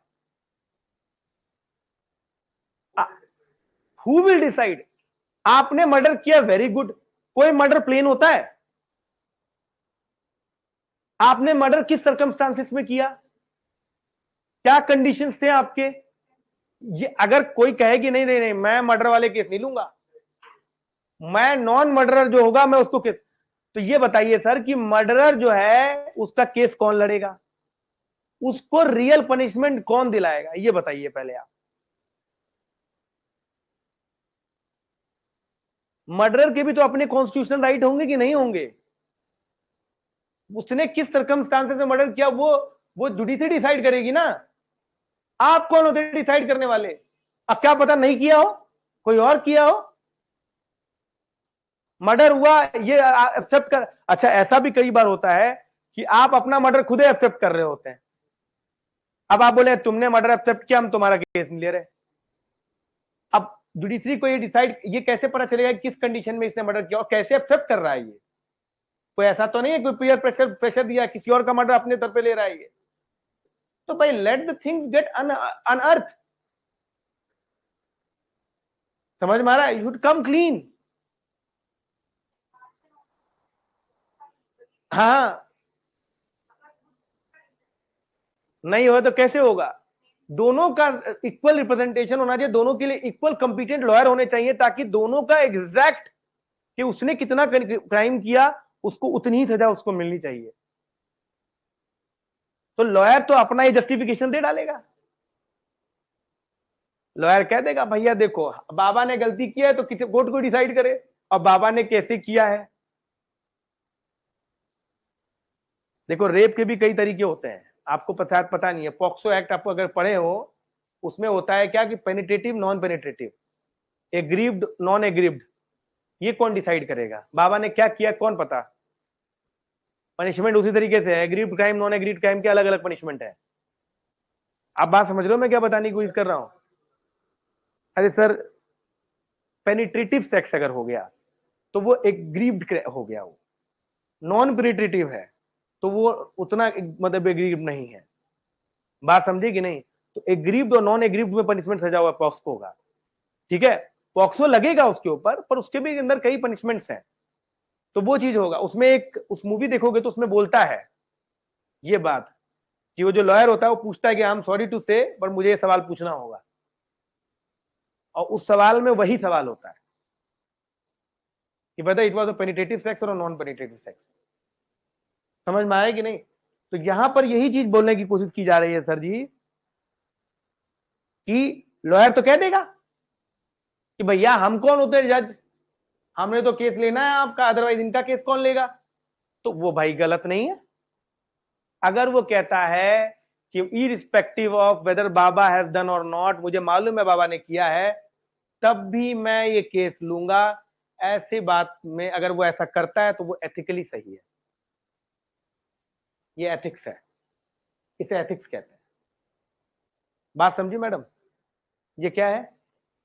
ये एथिक्स है मैडम। लेकिन अगर वो कहता है लॉयर कि ना मेरी बेटी अपनी है बेटा, तुमने एग्रीव्ड किया हो नॉन एग्रीव्ड किया हो घंटा किया हो, हमें कोई इससे मतलब नहीं है, हैं बाबू, हमको इससे कोई मतलब नहीं है, हमारी बेटी है, हमारी बेटी के साथ बाबा ऐसा करते हम करते कि हम नहीं लेंगे केस। ऐसे कंडीशन में वो मॉरली सही है। अब बात समझ गए सर? ऐसे कंडीशन में क्या सही है? वो मॉरली सही है ना सर? अब बात समझिए। अच्छा एक और एग्जांपल दे। अब तुम मुझे बताओ कि जो रिसेप्शनिस्ट है वो कब एथिकली सही होगी और कब मॉरली सही हो जाएगी? अब डिफरेंस बताओ, what is the difference between ethics and morality?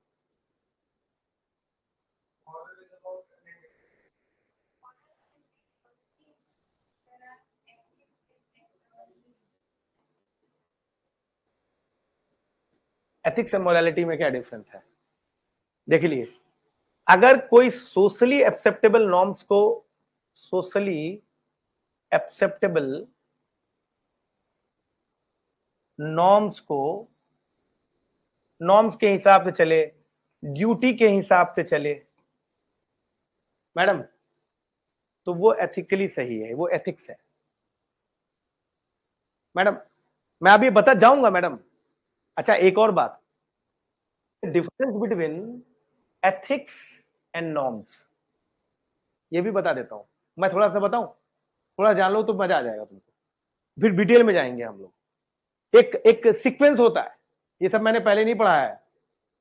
एक सीक्वेंस होता है, समझ में आ रहा है?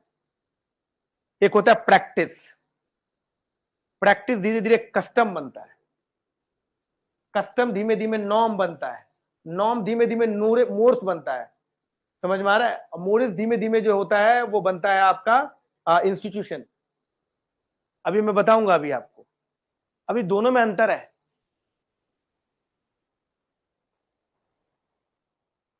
जैसे मैं तुम्हें बताता हूं। अच्छा, एथिक्स और मोरालिटी दोनों वैल्यूज पर डिपेंडेंट होता है। आपके अंदर की कैसी वैल्यूज है वही डिसाइड करेगा। समझे बातों की नहीं? अच्छा एक नॉर्मल वैल्यू है कि आपको आदर करना चाहिए, सत्कार करना चाहिए, अपने बड़ों का इज्जत करना चाहिए, ये वैल्यू है ना। रिस्पेक्ट एल्डर्स, ये वैल्यूज है मैम, है कि नहीं? अब अगर रिस्पेक्ट एल्डर्स है तो ये वैल्यूज हुए नहीं हुए मैम? भाई बड़ों की इज्जत करनी चाहिए, वैल्यू ही तो हुआ है, नैतिक, ये तो नैतिक मूल्य हुए आपके, बड़ों की इज्जत करना चाहिए। इसके अंदर कोई संस्कार नहीं है, कोई वैल्यू वैल्यू चीज की नाम की कोई मूल्य, नैतिक मूल्य नहीं है इसके अंदर। इसके अंदर बताओ, देखा पैर भी नहीं छुआ, कैसा आदमी? अब आदमी जज करने लग जाता है भाई आज के टाइम में। समझ रहे हो बातों की नहीं? तो नैतिक मूल्य जो है मैडम, वो एक इंपॉर्टेंट एस्पेक्ट है। क्लियर है बाबू?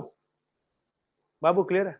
चलो, बड़ों का आदर करना चाहिए, ये एक नैतिक मूल्य है। अब वो आदर को प्रकट भी तो दिखाना पड़ेगा। तो हम, कुछ लोग कहेंगे प्रणाम, कुछ लोग प्रणाम में वो फीलिंग नहीं आ रहा है तो कहे ऐसे हाथ पैर सर छू लेते हैं, तो कहेंगे क्या सर छूने में फीलिंग नहीं आ रहा है, हाथ छू लिया वो फीलिंग नहीं आ रहा है, घुटना छू लिया वो फीलिंग नहीं आ रहा है, कब पैर छू के देखते हैं, हाँ ये फीलिंग आ रहा है, इसमें इज्जत नजर आ रहा है। कहा अच्छा, तो कहा कि अच्छा एक आदमी ने पैर छू देख लिया दूसरे को, अरे यार वो पैर छूता है बड़ों का, यार ये तो ज्यादा इज्जत कर रहा है। अब अगले वाले ने क्या किया, हम भी पैर छुएंगे। दूसरे 2 लोगों को देखा, तीसरे लोग मैं भी पैर छू। अब ये धीमे धीमे कस्टम बन रहा है, अब ये नॉर्म बनता जा रहा है। बात समझे कि नहीं? तो वैल्यूज को एक्सप्रेस करने के लिए नॉर्म्स आते हैं।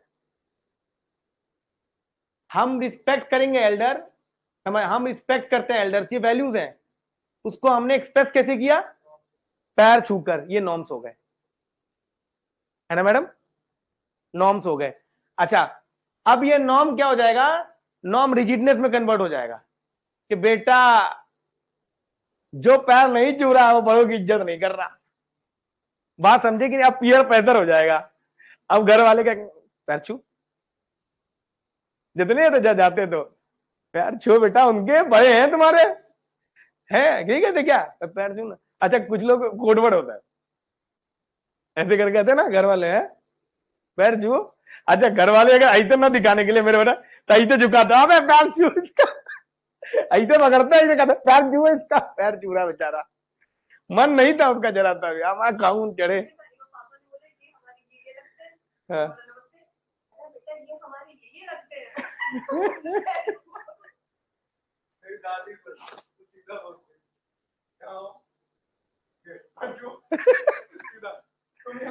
अच्छा, कुछ लोग क्या कहते हैं, घुटने में छूते हैं, कहता बेटा घुटने में नहीं छूते हमारे यहाँ। अच्छा, वो मुंह पर ही बोल देते हैं पैर छूते हैं, तो आपको जबरदस्त, अब हो गया, अब हो गया, तुमने छू लिया, अब हो गया, तो बोले का है तुम हमको? तो ये क्या हो गया? अब कंपल्सन बनता जा रहा है, अब ट्रेडिशन बनता जा रहा है। अच्छा, अगर आप इस ट्रेडिशन में अगर किसी ने पैर नहीं छुआ और उसको लोगों ने बहिष्कृत करना शुरू कर दिया, तो अब ये मोरेज बनता जा रहा है। मोरेज, MORE, मोर कहते हैं इसको। और अगर ये अब पैर छूने का तरीका भी एकदम सिस्टमैटिक कर दिया जाए कि ऐसा है, कोई सामने आएगा दंडवत ऐसे छुएंगे, समझ रहे हो बातों की नहीं, 2 सेकंड तक छूना अनिवार्य है, ये हो जाएगा सर जी इंस्टीट्यूशन। शादी एक इंस्टीट्यूशन इसीलिए कहते हैं, उसका एक सेट पैटर्न है, सेट नॉर्म्स है, सेट तरीके हैं, ये आपको सोशियोलॉजी में पढ़ना है। अगर आप उस तरीके से नहीं करेंगे तो आप बहिष्कृत कर दिए जाएंगे। अच्छा, भाई बहन में शादी नहीं हो सकती अगर आप हिंदू हैं तो, अगर आप करते हैं तो समाज से बहिष्कृत हो जाएंगे आप। क्यों? क्योंकि वो एक इंस्टीट्यूशन है, उसमें छेड़छाड़ी पर से पसंद नहीं की जाती है जरा सा भी, समझ रहे? तो ये सारी बातें एथिक्स के डोमेन में कर रहे हैं। क्यों? क्योंकि एथिक्स में अगर आप एथिकल नॉर्म्स फुलफिल नहीं करेंगे तो समाज आपको बहिष्कृत कर देगा, कब निकाल देगा पता भी नहीं चलेगा आपको। आप नहीं बात समझ रहे मेरी बात? अच्छा, आप समाज में हैं, आप कितने भी बड़े हीरो क्यों ना हो, 30 मार का क्यों ना हो, अच्छा मैं आपको एक एग्जांपल देता हूं। पूरी दुनिया अपने आप को कहती है हम बहुत एडवांस कंट्री हैं, बड़े बड़े एडवांस कंट्री का आप नाम ले लीजिए जो कहे कि हम बहुत एडवांस है। मैं आपको एग्जांपल दे रहा हूं, अमेरिका, USA, UK बहुत एडवांस है, क्यों नहीं मैरिज एज इंस्टीट्यूशन हटा देती है? मैरिज इंस्टीट्यूशन हटा देना चाहिए, नहीं समझे बात को? मैं कह रहा हूं आप बहुत एडवांस है ना, आप में बहुत ज्यादा ताकत है सर, बहुत मानते हैं कि आप बहुत एडवांस है, आपने टेक्नोलॉजिकली बहुत इंप्रूव किया है, टेक्नोलॉजी प्रोग्रेस आ गया है आपके अंदर, आप वन ऑफ द मोस्ट, मतलब आपका पर कैपिटा इनकम बहुत ज्यादा है, हर आदमी इंडिविजुअल है, इंडिविजुअलिज्म बहुत ज्यादा है, तब भी मैरिज एज इंस्टीट्यूशन तो चल ही रहा है, वो भी एक कस्टम रिवाज के हिसाब से चल रहा है। ऐसा थोड़ी ना है कि मैरिज आदमी जो है हाथ आज चलो आज से तुम्हारी मेरी शादी, चलो चलते हैं हनीमून पे, ऐसे थोड़ी ना होता है।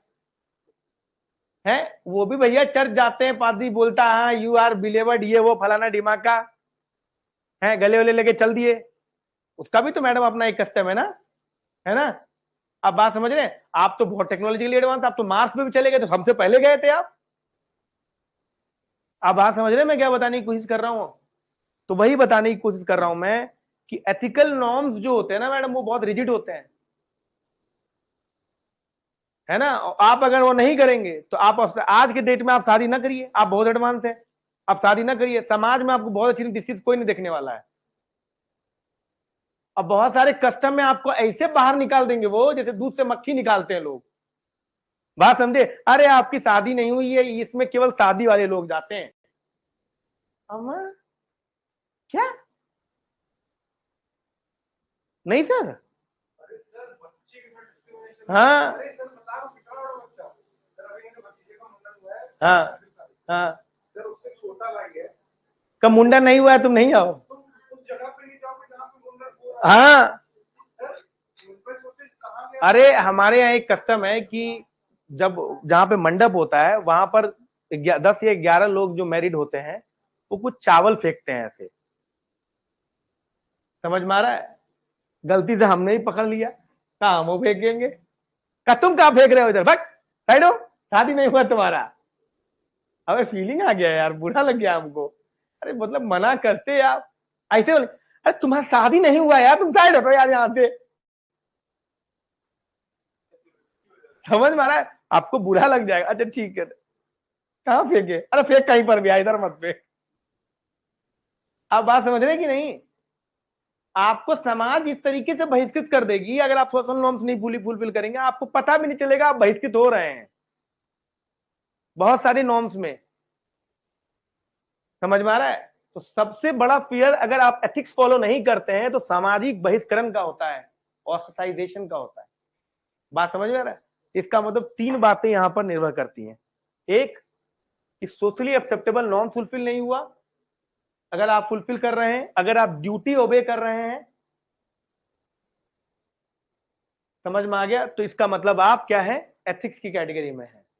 लेकिन अगर आप अपना कंसाइंस फॉलो कर रहे हैं, अंतरात्मा चेतना, समझ में आ रहा है आपको, आपके इंटरनल फीलिंग क्या कह रहा है, अगर वो फुलफिल कर रहे हैं तो वो क्या है, मोरालिटी है। बात समझे? अच्छा,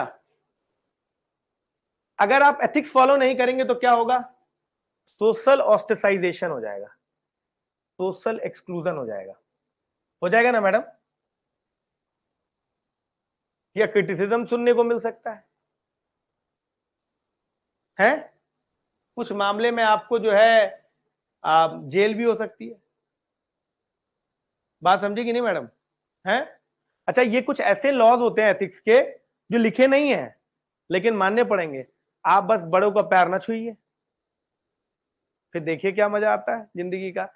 सर हालम तो ये हो गया है कि हम लोग पैर छुए तो कहते नहीं नहीं नहीं हम तो आप ही की उम्र के हैं, अन्ना छुए तो बताओ फलाना बाबू का बेटा जो है वो दंड है, इसको तो कुछ समझे में नहीं आता है। अब बात समझ रहे कि नहीं? अब फिर वो आप उसे नजर नजर मिला नहीं पाएंगे क्योंकि उसने आपको कैटेगराइज कर दिया है कि आप उदंड हैं मैडम, है ना? आप कैटेगराइज हो चुके हैं, अब आप नहीं अपनी इमेज को नहीं बदल सकते मैडम। बात समझ रही हैं? अच्छा, ये सोशल एक्सक्लूजन होगा, क्रिटिसिज्म फेस करना पड़ेगा, इसमें क्या होगा, गिल्ट मैडम, गिल्ट में मर जाएंगे आप, अंतर्द्वंद डिसोनेंस हो सकता है अंदर में। नहीं, गलत बोल रहे क्या? है? हाँ हाँ, नहीं नहीं होगी, आपका अंदर है, आपकी मोरालिटी मेरे से अलग हो जाएगी। नहीं मैडम, नहीं नहीं नहीं, नहीं। अब आपको एक और बात समझनी पड़ेगी, मोरालिटी जो होता है ना वो गुड वर्च्यूज पर होता है हमेशा। हाँ, गुड वर्च्यूज पर मोरालिटी शब्द का इस्तेमाल होता है। गलत हो गया ना,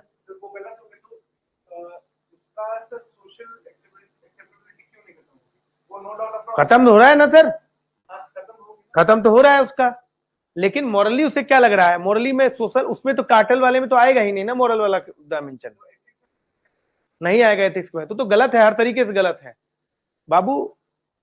एथिक्स और मोरालिटी का डिबेट दो अच्छी चीजों में है, दो बुरी चीजों में नहीं है। आप ऐसे तो बोलोगे कि मुझे तो टेररिस्ट बनना है ना, तो टेररिस्ट बनना तो बाकी है, हम बने या ना बने इसमें नहीं है, terrorist in any way ethical object नहीं है। गुड ऑब्जेक्ट में जैसे एक तरफ तो मेरे नौकरी कम जा रहा पैसा, मेरी नौकरी का सवाल है, और दूसरी तरफ सत्य वाली बात है। अब मैंने जो दोनों एग्जांपल दिए दोनों पॉजिटिव हैं, बेटर पॉजिटिव आपको लेना है ना? तो सोशल एक्सक्लूजन हो सकता है और एक गिल्ट हो सकता है भाई साहब। अच्छा एक और बात, ये ऑब्जेक्टिव टाइप का है थोड़ा सा, हालांकि इसको भी मैं ऑब्जेक्टिव नहीं बोलूंगा, लेकिन एक समाज में एक तरह के कुछ सोशल नॉर्म्स होते हैं, तो इसमें ज्यादा चेंजेस नहीं होते हैं भाई। आप समाज में जिसमें रह रहे हैं उसमें मान लेते हैं कि क्या बोलते हैं उसको, एबॉर्शन। आप ऐसे समाज में रह रहे हैं जिसमें एबॉर्शन अलाउड नहीं है ना, जैसे क्रिश्चियन सोसाइटीज में नहीं है अलाउड। अब मैं तो दूसरी की बात ही नहीं कर रहा, तो वो क्रिश्चियन सोसाइटीज में एबॉर्शन अलाउड नहीं है, ठीक है, समाज उसको अलाउ नहीं करता है, तो वो एथिकली सही है। अब हर आप उस समाज में कहीं पे भी चले जाइए तो आपको एबॉर्शन अलाउ नहीं होगा, तो वो ऑब्जेक्टिव टाइप का है।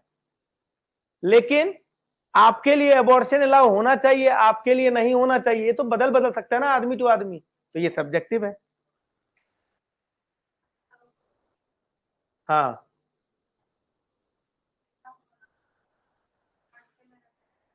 नहीं नहीं, स्टेट आउट मना नहीं किया मैम, मैडम उसका ना मिसयूज हो रहा था बहुत ज्यादा।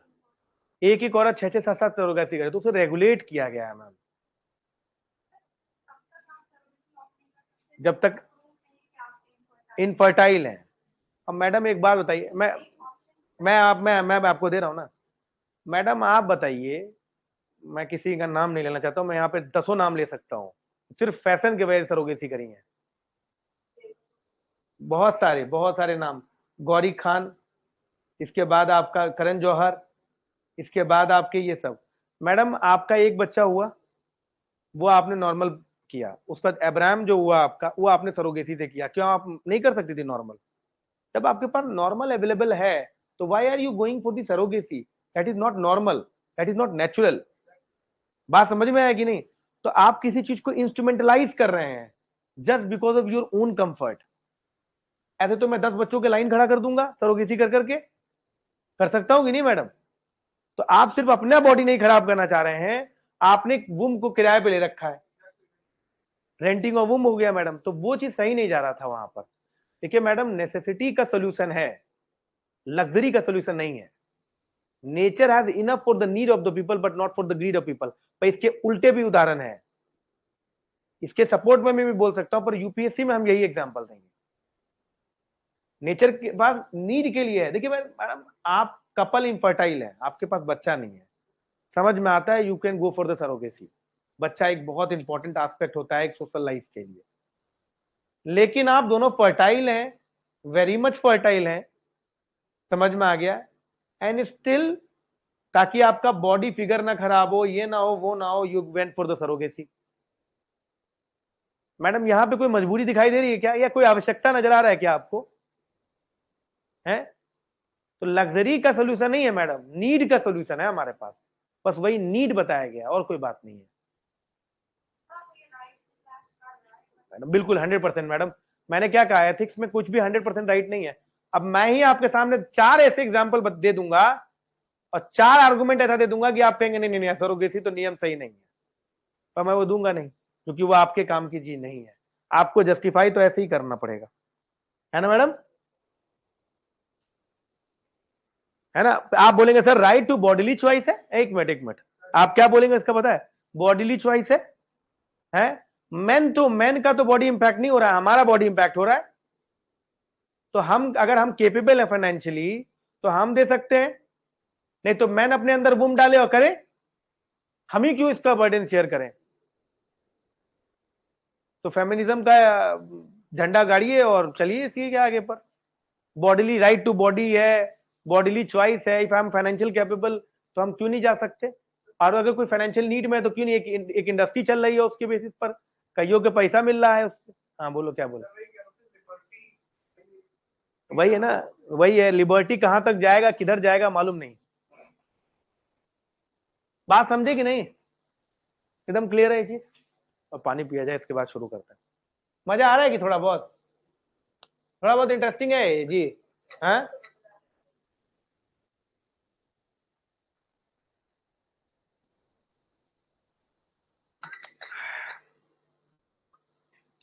क्या है सोशली एक्सेप्टेबल नॉर्म?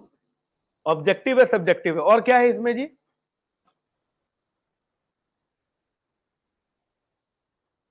और क्या है? एथिक्स क्या है सर? एथिक्स एक्सटर्नली कंट्रोल्ड है।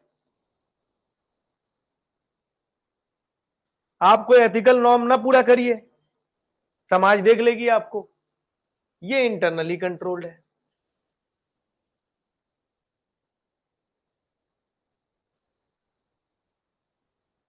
क्लियर है? आई होप एथिक्स और मोरालिटी का डिफरेंस आप बहुत अच्छी तरह समझ गए हैं। बात समझ गए? बात समझ गई मैडम? तो सब्जेक्ट आप समझ गए कि सब्जेक्ट आप एक्चुअली पढ़ क्या रहे हैं।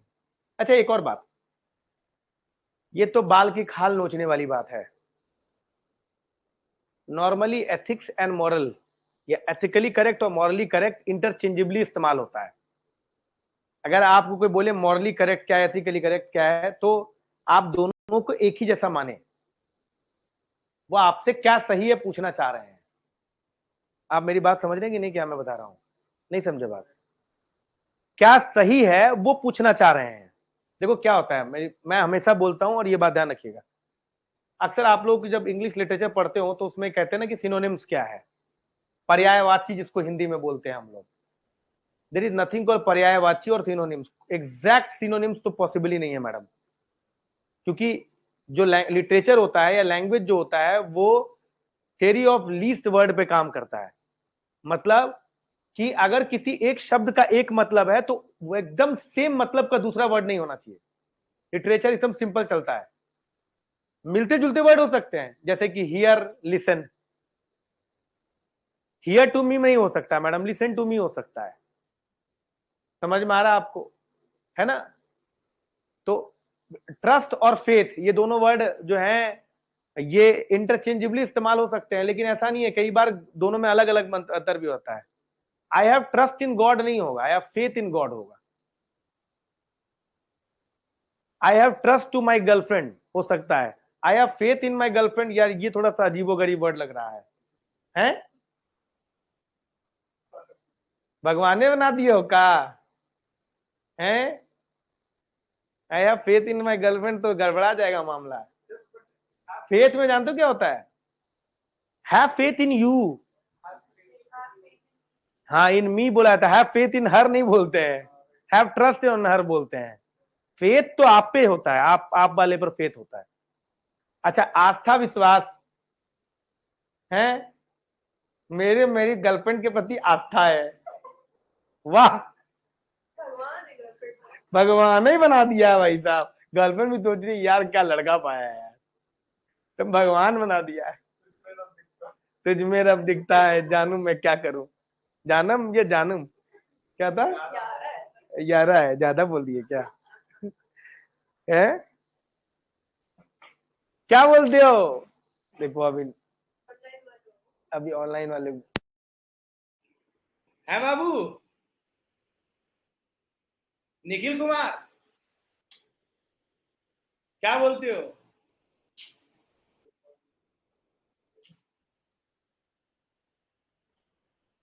प्रशांत कुमार,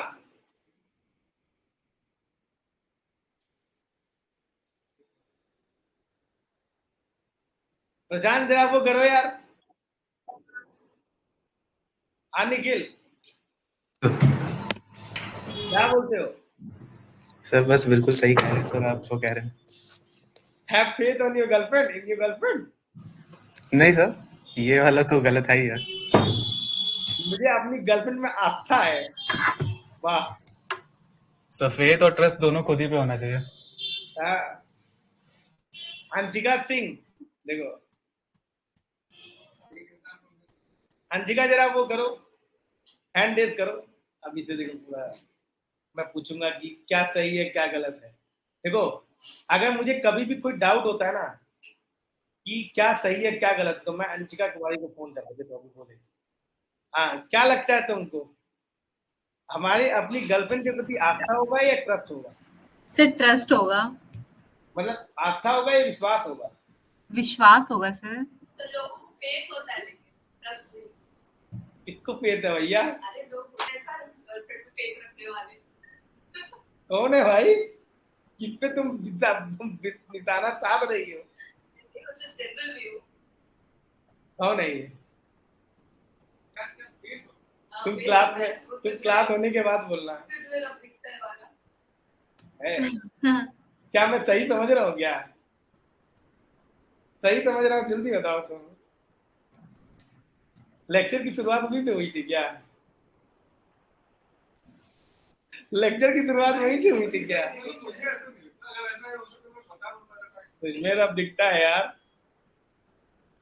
इतिहास जानने के बाद भी अगर आप भूगोल की बात कर रहे हैं तो नागरिक शास्त्र बुरा मान लेगा। बड़ी सही सी डायरेक्शन में क्यों जा रहे हैं? सही डायरेक्शन जा रहे हैं ना हम? लग सा रहा है थोड़ा। इतिहास जानने के बाद अगर कोई भूगोल शास्त्र में जा रहा है मजबूरन, बस थोड़ा सही सा लग रहा होता है लेकिन आस्था की बात हो गई, बात तो समझ गए तुम, जान गए तुम, पकड़ ली। चलो गुड, ये सही है। Ethics and morality. सर एक इंसान को अपने दोस्त करना है, तुम एक को मत करो, दो को करो। तुम डरते जा रहे हो तुम बाबू, तुम एक को मत करो, तुम दोनों को मिस करो तुम, हैं? अभी होता है तो ठीक है। तो मैं कह रहा तुम एक को मत करो, दो को मिस करो। अब सर मैंने उसने ऐसा बात बोला ना सर कि मैं शायद उसको रखूं भी ना। बहुत मेहनत की है यार, उसका भी आइडिया भी नहीं है। और गलती क्या की है सर पता है आपको कि नहीं? गलती बता देंगे ना सर, राउंड देंगे उनको। अरे बोल नहीं रहे किसी को गलती के बारे में, गलती ऐसा ऐसा किए हैं सर, वो क्या बताएं।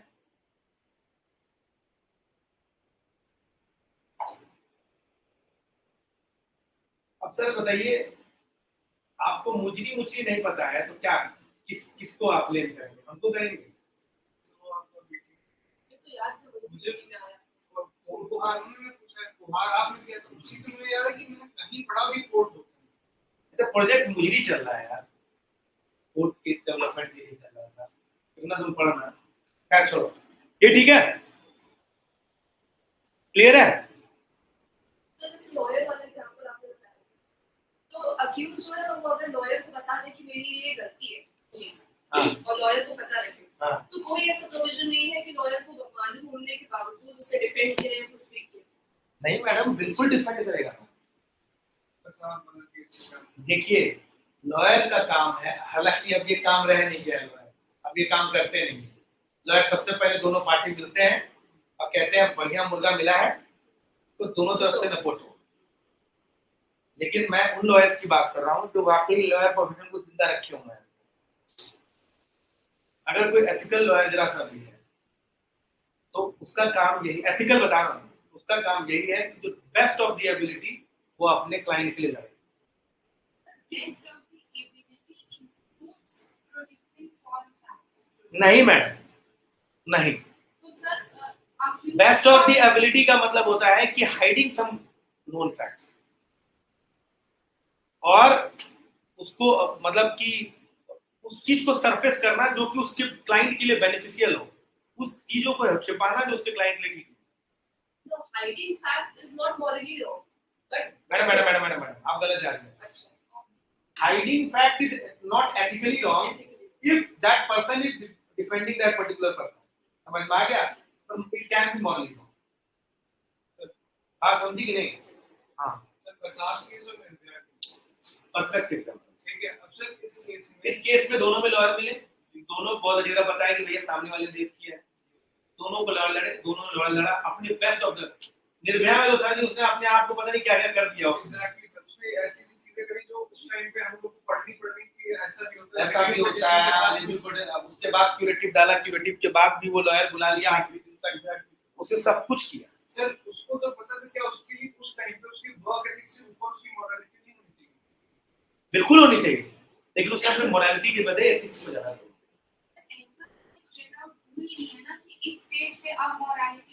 मैडम बिल्कुल नहीं होगा madam, these are grey areas. अच्छा एक आदमी ऐसा भी हो सकता है कि थोड़ा एथिकल सही हो, थोड़ा मॉरल सही हो। किसी को डिफेंड करते हो, मैं जैसे मान लीजिए कसाब का डिफेंड कर रहा हूँ, देखो भाई इतने तक करूंगा इसके बाद नहीं करूंगा क्योंकि ये आदमी ठीक नहीं। यहां तक तो उसने एथिकल करा, उसके बाद मॉरल। देखिए मैडम, ये बहुत थी लाइन है, बात समझी कि नहीं? और एक आदमी ऐसा नहीं होता कि कंप्लीटली एथिकल होता है और कंप्लीटली मॉरल होता है, वो ओवरलैप होता रहता है। एथिकल मॉरल ऐसा भी हो सकता है मैडम कि एक आदमी का एथिकल और मॉरल दोनों मिल जाए, और चांसेस ज्यादा इसी के होते हैं मैडम। अब आप समझ रहे हैं मैडम क्या बोल रहा हूँ? सर निर्भया केस में मेजॉरिटी सोशल जो था सोशल सोशल बात कर रहा हूँ, निर्भया केस के लॉयर ने ये मान रखा था कि इसने रेप नहीं किया, आखिरी दिन तक वो यही बोलता रहा।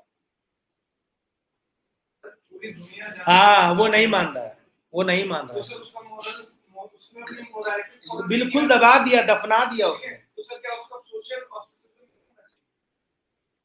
उसे मोरालिटी को दबाया, उसने कहा नहीं होगा, होना चाहिए, पर किस बेसिस पर होगा भाई? उसने तो अपना प्रोफेशन ही कैरी किया। एग्जैक्टली हाँ उसने एथिक्स को फॉलो किया। हाँ, तो क्यों अस्टिसाइजेशन होगा? बट उसके अंदर गिल्ट हो सकता है, बट उसकी मोरालिटी की वजह से इतना बड़ी चीज उसने मतलब दबाई है जिसकी वजह से सभी लोगों में रोष है कि यार ये क्यों इतना डिफेंड कर रहा है, क्यों आखिर तक नहीं आ रही है। नहीं होगा। तो जो मूर्ख लोग होंगे वो ये बात करेंगे, समाज से बहिष्कार तो नहीं कर सकता कोई उससे, क्यों करेगा बहिष्कार? कहेगा भैया हम लॉयर हैं, हम अपना काम है करना। भाई लोग उसे इंक फेंक सकते हैं, वो लोगों का पर्सनल, वो लोगों की मोरालिटी है कि वो इंक फेंक रहा है। तुम उसे इंक फेंक रहे हो, वो तुम्हारी मोरालिटी है। हाँ, वो भी फेंक दे रहे हैं। जो पढ़े लिखे लोग हैं वो तो यही बोलेंगे भाई तुम्हारा काम है, तुम अपना काम करो, तो बेस्ट ऑफ योर एबिलिटी अपने क्लाइंट के लिए करो। नहीं समझी बाबू? बात समझ गई ढंग से? समझ गई? ठीक। अच्छा, मैंने क्या बोला था कि मैडम, मैंने क्या बोला था कि ये एथिक्स और मोरालिटी दोनों सिनोनिम्स लग रहे हैं, दोनों सिनोनिम्स हैं, दोनों में कोई फर्क नहीं है, बस फर्क निकालना है। चूंकि यूपीएससी ने पूछा था इसलिए मैंने ये फर्क बता दिया। अब के बाद अगर आपको एथिकली और मॉरली करेक्ट पूछा जाए तो आप वही बोलिएगा जो आपको सही लगता है। समझ में आ गया आपको?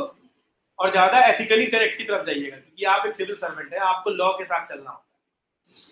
कहीं कहीं पर मॉरल करेक्ट का भी देखना पड़ता है, कहीं कहीं पर मॉरल को भी सेटिस्फाई करना पड़ता है, लेकिन इन जनरल एथिक्स और मॉरलिटी, जैसे एक एग्जांपल देता हूं जहां पे आपको मॉरल को भी करेक्टनेस देखना पड़ेगा, एथिकल करेक्टनेस देखना पड़ेगा। Let me take one more example, तो आपको समझ में आ जाएगा। एक बुढ़िया है, तुम समझ गई होगे मैं क्या क्वेश्चन पूछ रहा हूँ, ठीक है? एक एक बहुत बुरी औरत है, ठीक, बहुत गरीब है, डेस्टिट्यूट है, वाइफ हस्बैंड नहीं है उसका, एकदम 70 साल की बुढ़िया। अभी आपके सामने एक केस आता है। केस क्या रहता है कि आप एक डिस्ट्रिक्ट के डिस्ट्रिक्ट कलेक्टर हैं, आपकी जिम्मेदारी दी गई है कि एक राशन डिस्ट्रीब्यूशन प्रोग्राम में आपकी जिम्मेदारी दी गई कि ठीक से राशन डिस्ट्रीब्यूट किया जाए। समझ में आ गया आपको? अब उसमें यह है कि जिसके पास एक राशन कार्ड रहेगा उसी को क्या मिलेगा? राशन मिलेगा। अब एक बुढ़िया आती है, आपको पता है कि आज मतलब कोई घर है ना, कुछ है, कोई हस्बैंड भी नहीं है, कोई नहीं है, कोई सहारा नहीं है, बच्चा भी नहीं है, कोई नहीं है। समझ में आ रहा है? अब वो आपके पास आती है कि मुझे राशन दीजिए। यहाँ पर क्या है प्रॉब्लम है, अब उसके पास राशन कार्ड नहीं है। अब एथिकली तो है कि आप नहीं देंगे, मॉरली है कि तो आप देंगे। तो यहाँ पर अब ऐसा नहीं होगा कि नहीं हम नहीं देंगे सर, जाइए आप ये कह दिया और अपना पल्ला झाड़ के निकल गए, अब ऐसा नहीं होगा। यहाँ पर जो एथिक्स और मोरालिटी का जो कंफ्लिक्ट है, उन दोनों को स्पेसिफाई करना पड़ेगा। कहने का मतलब एथिकली आप उसे नहीं राशन देंगे, लेकिन आपका मोरालिटी को भी देखना पड़ेगा कि भैया ऐसा नहीं है, इसको अगर हम ऐसे राशन नहीं दिला रहे तो किसी और के थ्रू राशन दिला दें, इसका हम राशन कार्ड भी बनवा दें। इसमें थोड़ा इंटेग्रिटी और कंपैशन वाला इशू आ जाता है, हम बाद में डिस्कस करेंगे इसके बाद। हमारा कहने का मतलब बाबू कि हमेशा आपको ब्लैक एंड व्हाइट सिचुएशन नहीं मिलेगा, एथिक्स में हमेशा वो ग्रे लाइन रहेगा,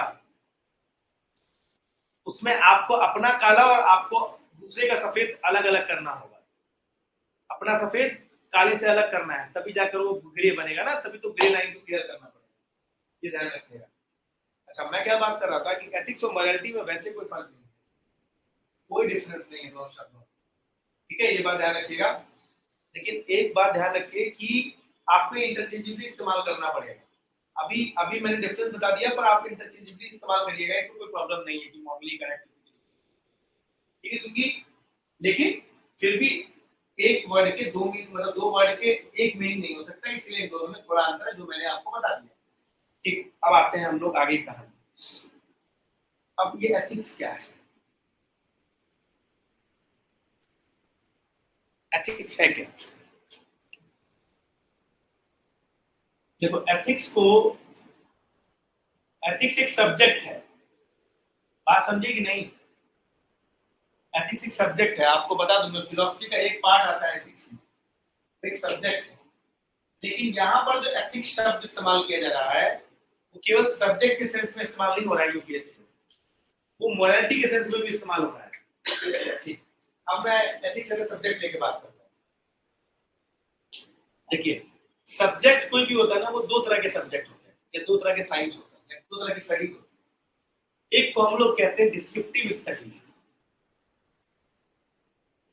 डिस्क्रिप्टिव स्टडीज, और दूसरा होता है नॉर्मेटिव स्टडीज।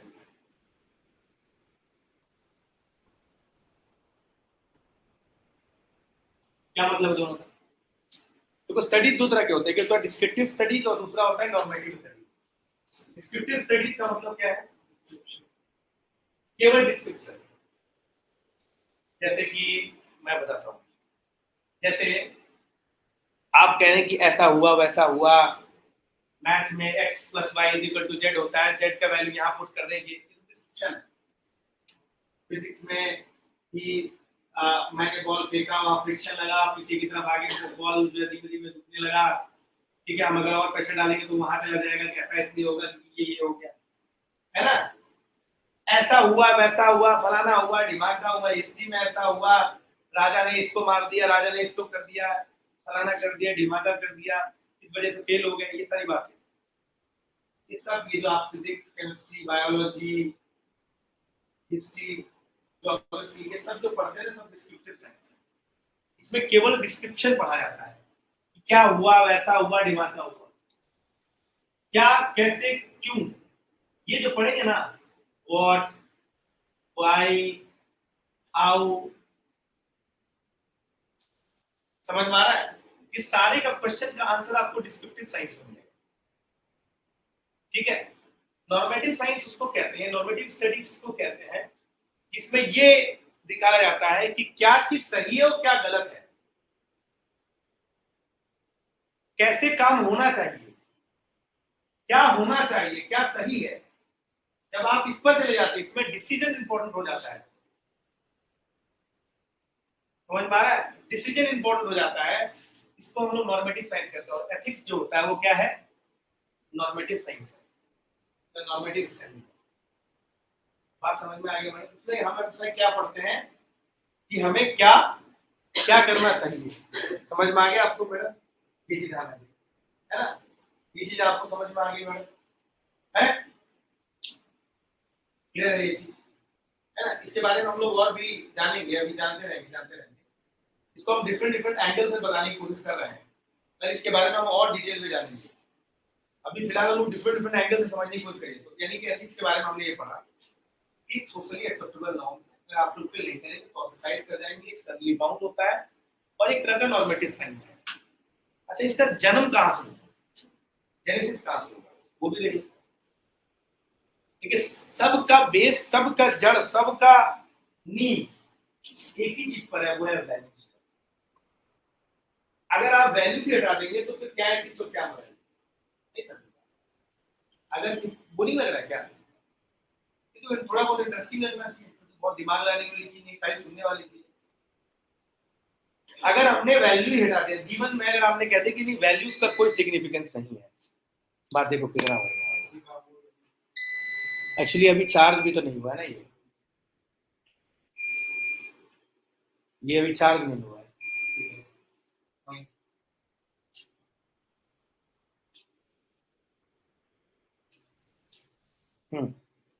ठीक है, काम हो गया, देखें कितना मैडम काम हुआ कि नहीं। अगर आपको कोई टेंशन नहीं है लाइफ में, एक बैटरी लंबी लगा लेकर घर में लाइफ की टेंशन था। बहुत बदमाश है ये। अच्छा चलो आगे बढ़ते हैं। बहुत बदमाश है ये। हाँ, चलो आगे बढ़ो। बैटरी कितना काम का चीज होता है ना बाबू। देखो इन्वर्टर लगा है, अभी तुरंत इसका इम्प्लीमेंटेशन हो गया, पंखा भी चल रहा है, चारों लाइट भी चल रहा है, एसी बंद, ये चल रहा है, ये तो चलता रहेगा अभी। तो पावर मिल आएगा कितना वोल्टेज, देखो उसको वोल्टेज कम मिल रहा है 195 और इसको 230 दे रहा है ये, यानी ये बहुत इंपॉर्टेंट है। क्यों? आउटपुट ही किसी भी हाल में 230 कर दे रहा है बाबू, है ना? इसीलिए उसने बोला कि भैया देखिए कुछ तो लगाइए, ये जो लगाइए। ठीक है मैडम, शुरू करें? अच्छा मैडम, अगर आपके यहाँ खाना रहेगा तो ना बर्तन का कोई महत्व है। ये एथिक्स, ये मोरालिटी, ये सब बर्तन है मैडम। क्या सही बोल रहा हूँ गलत बोल रहा हूँ? हैं? बर्तन नहीं है क्या? गलत बोल रहे हैं क्या मैडम? बर्तन है कि नहीं? खाना क्या है मैडम? वैल्यूज। अब वो खाना कैसे पकेगा, इसी का गेम है सर ये सारा, वैल्यूज। मैडम एक बात है, ये अगर किसी बच्चे में वैल्यू सिस्टम ही नहीं है तो क्या एथिक्स और क्या मोरालिटी? यानी सब का आधार वैल्यू, और वैल्यू क्या होता है? वो सारे नैतिक मूल्य, वो सारी नैतिकता, वो सारे एब्स्ट्रैक्ट प्रिंसिपल्स जिसको आप इंपॉर्टेंस देते हैं। अच्छा ऐसा नहीं है, वायलेंस कभी भी वैल्यू नहीं बन सकता। उसको कहते हैं सर हम तो वायलेंस को बराबर, हमको छू के देखिए सर, हम कूटे कायदे से, बराबर वैल्यू देते हैं सर हम वायलेंस को। सर हमको छू के देखो, हम पकड़े बहुत कूटेंगे तुमको। सर हमको कोई एक थप्पड़ मारे, हम 10 थप्पड़ मारते सर। वो सब दुनिया नहीं रहा सर, दुनिया जहां, समझे? ऐसा है, हमको गैया देखिए 4 गाय ना देती है तो हमको ना बताना, समझ में आया? है ज्यादा लेवल नहीं करने का हमारे काम। ऐसा है, इज्जत से बात करो हमारे से, समझे? अबे तुम क्या किए हो जीवन में जो तुमसे हम इज्जत से बतियाए? एक को ट्रेड है तुम्हारे अंदर इज्जत से बात करने वाले। लिविर कर रहे हो खाली दिन भर बैठ के। अब बात समझ रहे हो? तो ये वैल्यू है कि हमको कोई एक बार बोले हम 4 गई आते हैं उसको, कोई हम एक थप्पड़ मारे हम 4 थप्पड़ मारते हैं उसको। ये वैल्यूज है, हम इज्जत देते हैं इसको, इंपॉर्टेंस। भैया देखो अपने सामने फुल इज्जत वाली बात होती है सर, आधी फोन इज्जत से जानते हैं हम। तुम मिलो तो पूरा मिलो, आधा और सावा गर्लफ्रेंड हम बिलीव नहीं रखते हैं। अबे ये क्या है, हाफ गर्लफ्रेंड, वो उसका दोस्त जाते कि नहीं, वो पीछे नहीं होती नहीं, हाफ गर्लफ्रेंड करके वो मैं तो मैसी हो गया। अबे ये क्या होता है, गर्लफ्रेंड या तो पूरी होती है बिल्कुल नहीं होती है। ये क्या आधा फोन की बात कर रहे हो? देखा कि नहीं? इज्जत देना फुल दो, ये नहीं कि तू कट्टा मुझे बबुआ कहते हो, ये तो नहीं चलने वाला बापू यहाँ पे। नहीं समझे बात? पूरी इज्जत दीजिए हमारे सामने, बेइज्जती बिल्कुल नहीं करना, समझे? ऐसा करके कहता है बाबू। आप बात समझ रहे कि नहीं? तो वैल्यू से नहीं कहते हैं कि तुम एक थप्पड़ मारो हम 4 थप्पड़ मारे, कहते हैं देखो भाई लेते हमारा वैल्यू है।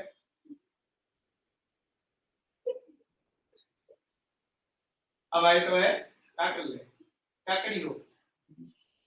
अब है तो है क्या करी हो? अच्छा कुछ लोग कहते क्या, अब है तो है क्या करे बताओ, बदल ले अपने आप को, मर जाए? क्या चाहते हो तुम? आती है तो आती है। अरे हम वही हैं तो क्या करें भैया? तुम बने हो मैन्युफैक्चरिंग में क्या तुम्हारा? बने हो तो सुधारो अपने, काहे सुधारे? काहे सुधारे? तुम्हारे कहिए थे? अच्छा हमारे पिताजी भी सुधार पाए, तुम क्या सुधारोगे हमको?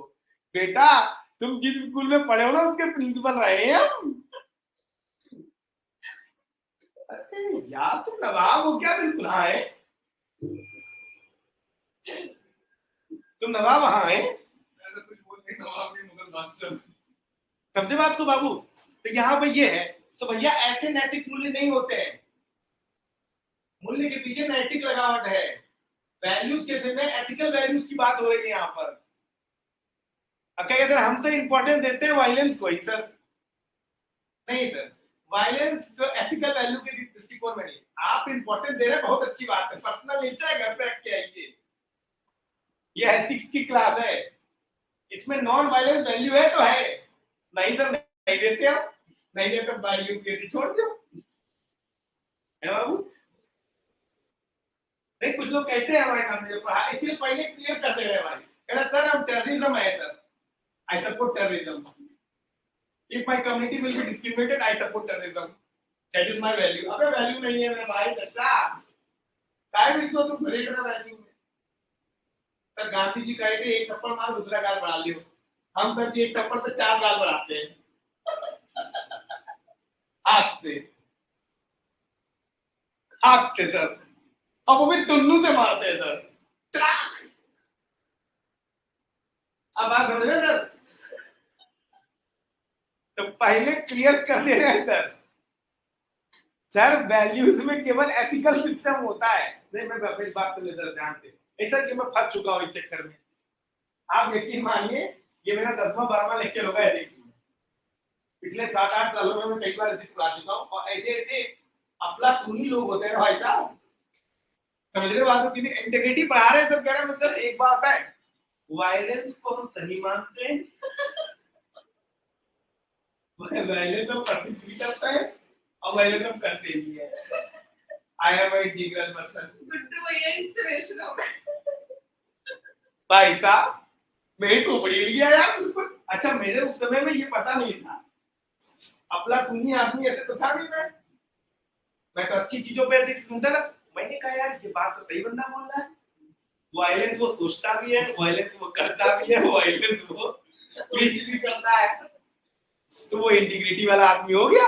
इसके हिसाब से सारे टेररिस्ट इंटीग्रिटी वाले लोग हैं। फिर हमने बता दिया कि क्या चक्कर होता है इंटीग्रिटी में, तो मालूम है। तो मैं इससे अफलातूनी लोगों से डरता हूँ। अब की मेरे को कोई अफलातूनी हिला नहीं सकता अपनी जगह से। कहने का मतलब व्हेन आई से वैल्यूज, मतलब एथिकल वैल्यूज वो अच्छे ऑब्जेक्ट के लिए होता है। वैल्यूज में वायलेंस वैल्यूज नहीं हो सकता है, नॉन वायलेंस ही एक वैल्यूज हो सकता है। मतलब सारे अच्छे गुणों में आप किस गुण को वैल्यू करते हैं, that is your ethical value. जैसे non violence, truthfulness, integrity, honesty, probity, समझ में आ रहा है? ये सब वैल्यूज है। Transparency, accountability. हाँ तो आप किसको वैल्यू करते हैं? मैं कहूंगा मैं ट्रूथफुलनेस और नॉन वायलेंस को करता हूं। मैं ये नहीं कहा मैं झूठ बोलने मानता हूं सर, ऐसा है हम झूठ बोलते भी हैं, बोल सबको बताते कि झूठ बोला करो, ऐसा नहीं। बात समझे? तो अच्छे वैल्यूज जो होते हैं उनमें आप किसको इंपॉर्टेंस अटैच कर रहे हैं, that is the most important. Clear है सर? बात समझे कि नहीं? अच्छा सबका बेस क्या है बाबू? सबका बेस क्या है? सबका बेस क्या है? सबका बेस क्या है? वैल्यू है। देखो अब मैं बताता हूं, अब सबको जोड़ दूं मैं पूरे एथिक्स में।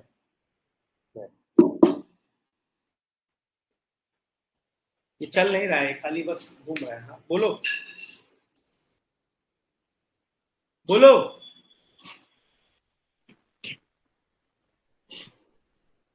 बोलो।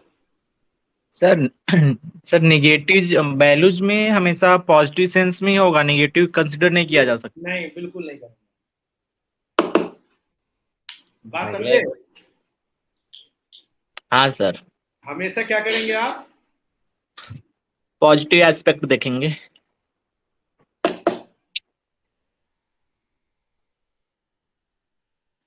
हमेशा क्या करेंगे आप?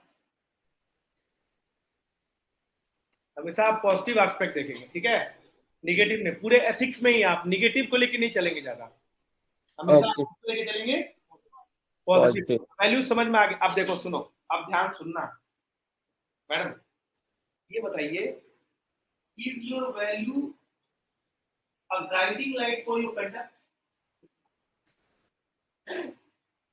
When your values become a guiding light for your conduct, समझ में आ रहा है? And it helps you in taking a good decision or a bad decision, then it comes into the domain of ethics and morality. मैं देखो कैसे, ये रहा values.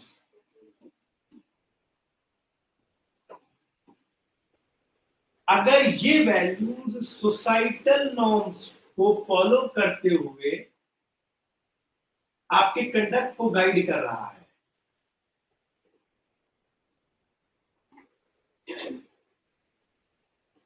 तो क्या बन गया ये?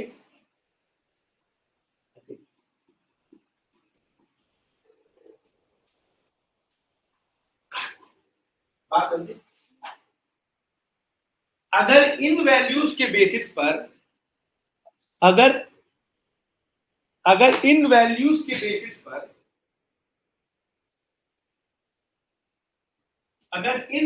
के बेसिस पर कोई इंडिविजुअल डिसीजन ले रहे हैं, इंडिविजुअल डिसीजन मेकिंग कर रहे हैं आप, तो क्या बन जाएगा वो? मोरालिटी।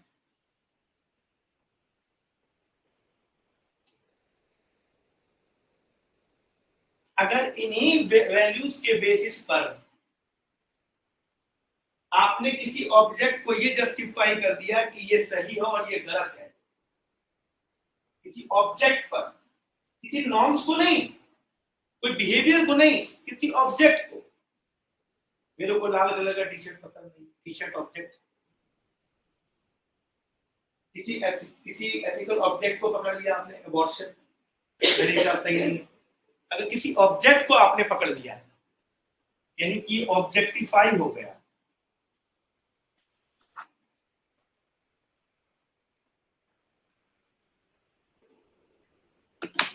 अगर ये ऑब्जेक्टिफाई हो गया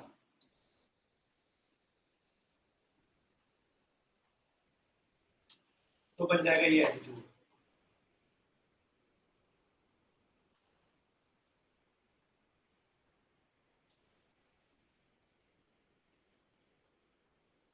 बात समझी?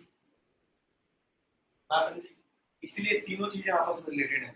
इन सब की जड़ क्या है?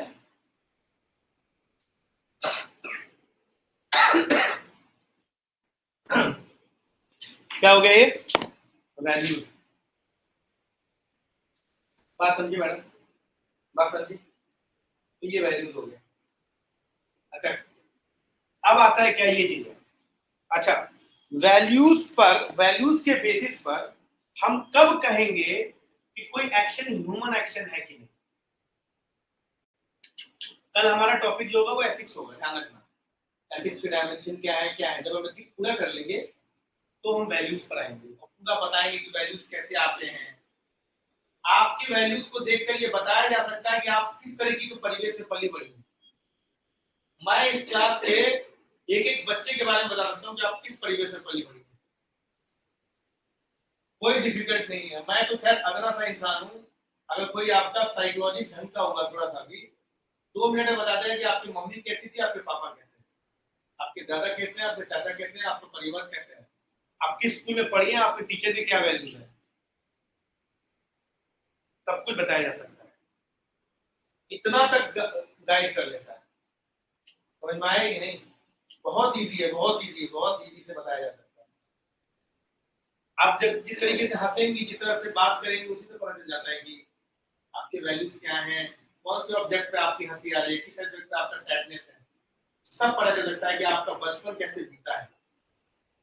पूरा आपका जो बिहेवियर है ना, it is all imprinted of your historical past. Imprintment है एक तरह का इम्प्रिंट है आपका बिहेवियर कि आपका पास्ट कैसा रहा है। बात समझे कि नहीं? आपके दोस्त कैसे हैं, आपका पीयर ग्रुप कैसा है, आप किस टाइप के आइडियोलॉजी को फॉलो करते हैं, सब पता चल जाता है।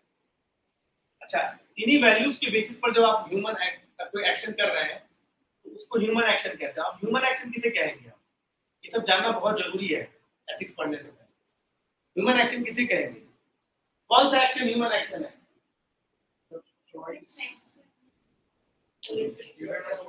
देखिए 3 चीजें इसमें होनी चाहिए हमारे साथ, एक नॉलेज, एक फ्री विल और वॉलेंट्री होना चाहिए।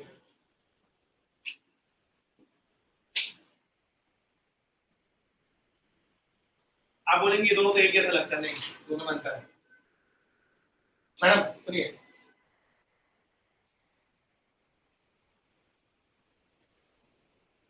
मैडम भारतीय दंड संहिता में एक नियम है कि अगर एक 7 साल से छोटे बच्चे ने मर्डर भी कर दिया तो उसको सजा नहीं मिल सकती।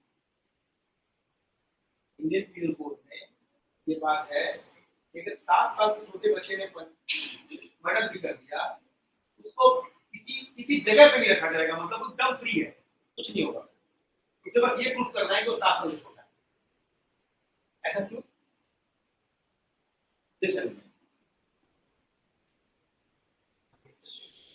उसे भाई साहब जानकारी ही नहीं है मर्डर का क्या मतलब होता है, आदमी के वैल्यू क्या है, ये क्या हुआ। 5 साल 6 साल का बच्चा अभी अभी खड़ा होना शुरू हुआ है, चाकू लेके आया, पप्पा जी कैसे लिया, अंदर डाल दिया, पप्पा जी भाई साहब गए काम से, मम्मी 2-3 थप्पड़ मारे, तुमने मेरे पति को मार दिया, कहा नहीं किया।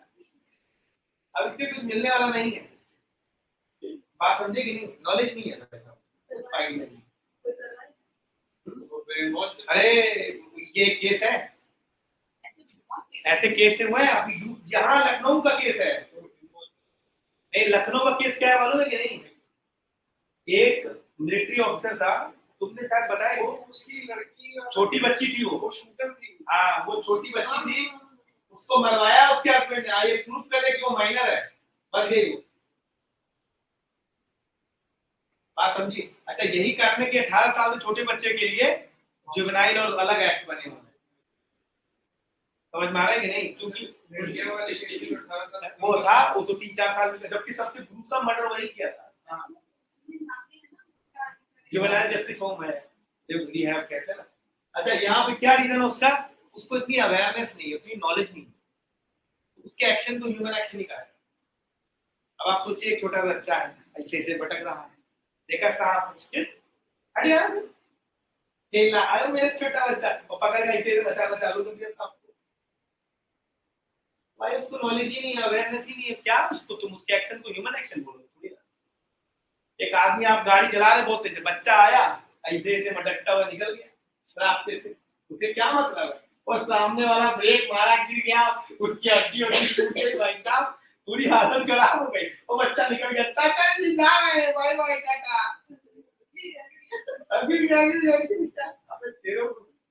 तेरे चक्कर में गिरा भाई वो, ओ गिर गए चाचा जी, गिर गए ऊपर से, वो छोटे थे 19 साल के बच्चे को चाचा जी बोलता, वो चाचा जी एक बार आओ गिर के दिखाइए, मजा नहीं आया, मैं देख नहीं पाया ठीक से। समझ रहे बात हो कि नहीं? वो भाई साहब नॉलेज नहीं है उसको। अच्छा, फ्री विल क्या है? उस आदमी के पास मल्टीपल ऑप्शंस होने चाहिए,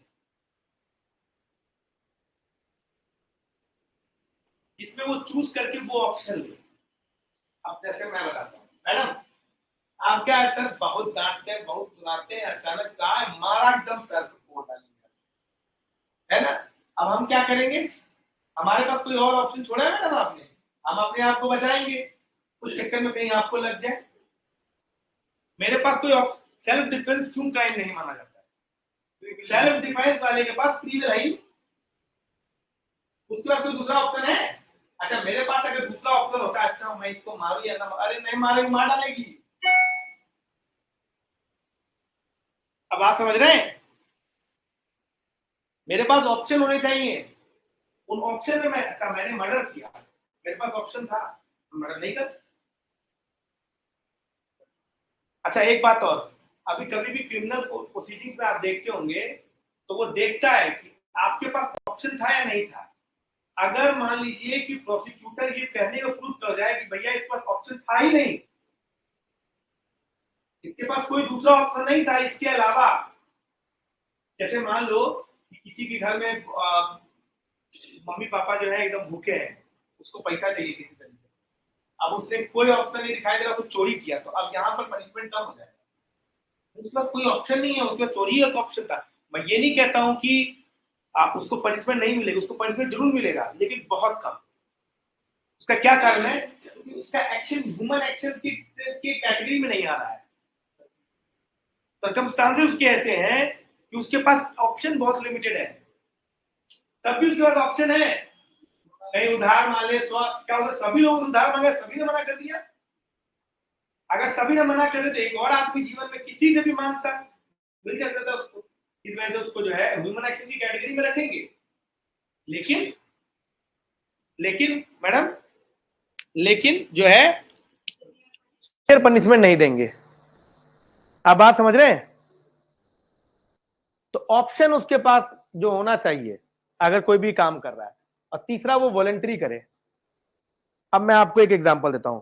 मान लीजिए मेरे पास ऑप्शन है कि मैं इसको मारूं या ना मारूं, लेकिन मेरे पीछे किसी ने बंदूक लगा दिया, कहा बेटा तुम मार, नहीं तो नहीं छोड़ूंगा। आप एक वेब सीरीज देखे होंगे, मैं अभिषेक बच्चन का वेब सीरीज है, अभी कुछ दिन पहले अमेजॉन प्राइम पे आया था। उसमें अभिषेक बच्चन कन्फिस्केट कर लेता है आदमी को और कहता है कि तू बता कि इसको कैसे मारना है, और उसको मजबूरन मारना होता है।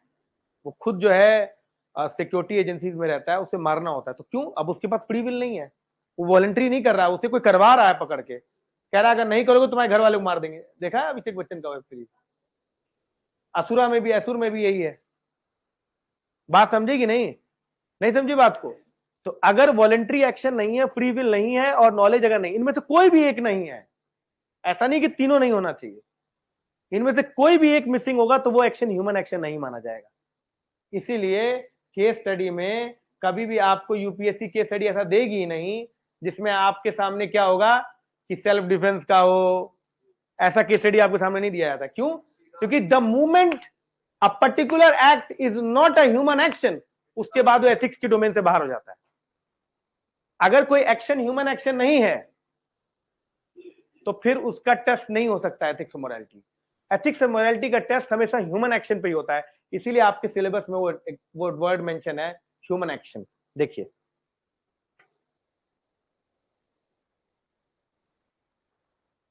बाबू, तुम स्टील जो अभी तुम बाहर ही रहो, अभी आओ, बाद में आओ, बाहर करो, तुम्हारे हम स्टील से बताते हैं क्या होता है। ये देखो इन्होंने क्या आपको बोला, ethics in human actions. Madam ethics in action क्यों नहीं बोला? Action can be human action और नॉन ह्यूमन एक्शन ऑल्सो। नहीं लगा सकते, एथिक्स हमेशा ह्यूमन एक्शन पे लगता है मैडम। क्लियर है ये चीज? आई होप आपको थोड़ा बहुत इंटरेस्टिंग लगा होगा, है ना? चलिए फिर मिलते हैं कल, है ना? चलिए इसको तुम कल से लेके आना, है ना? अब ये यहीं रहेगा। ठीक है, थैंक यू।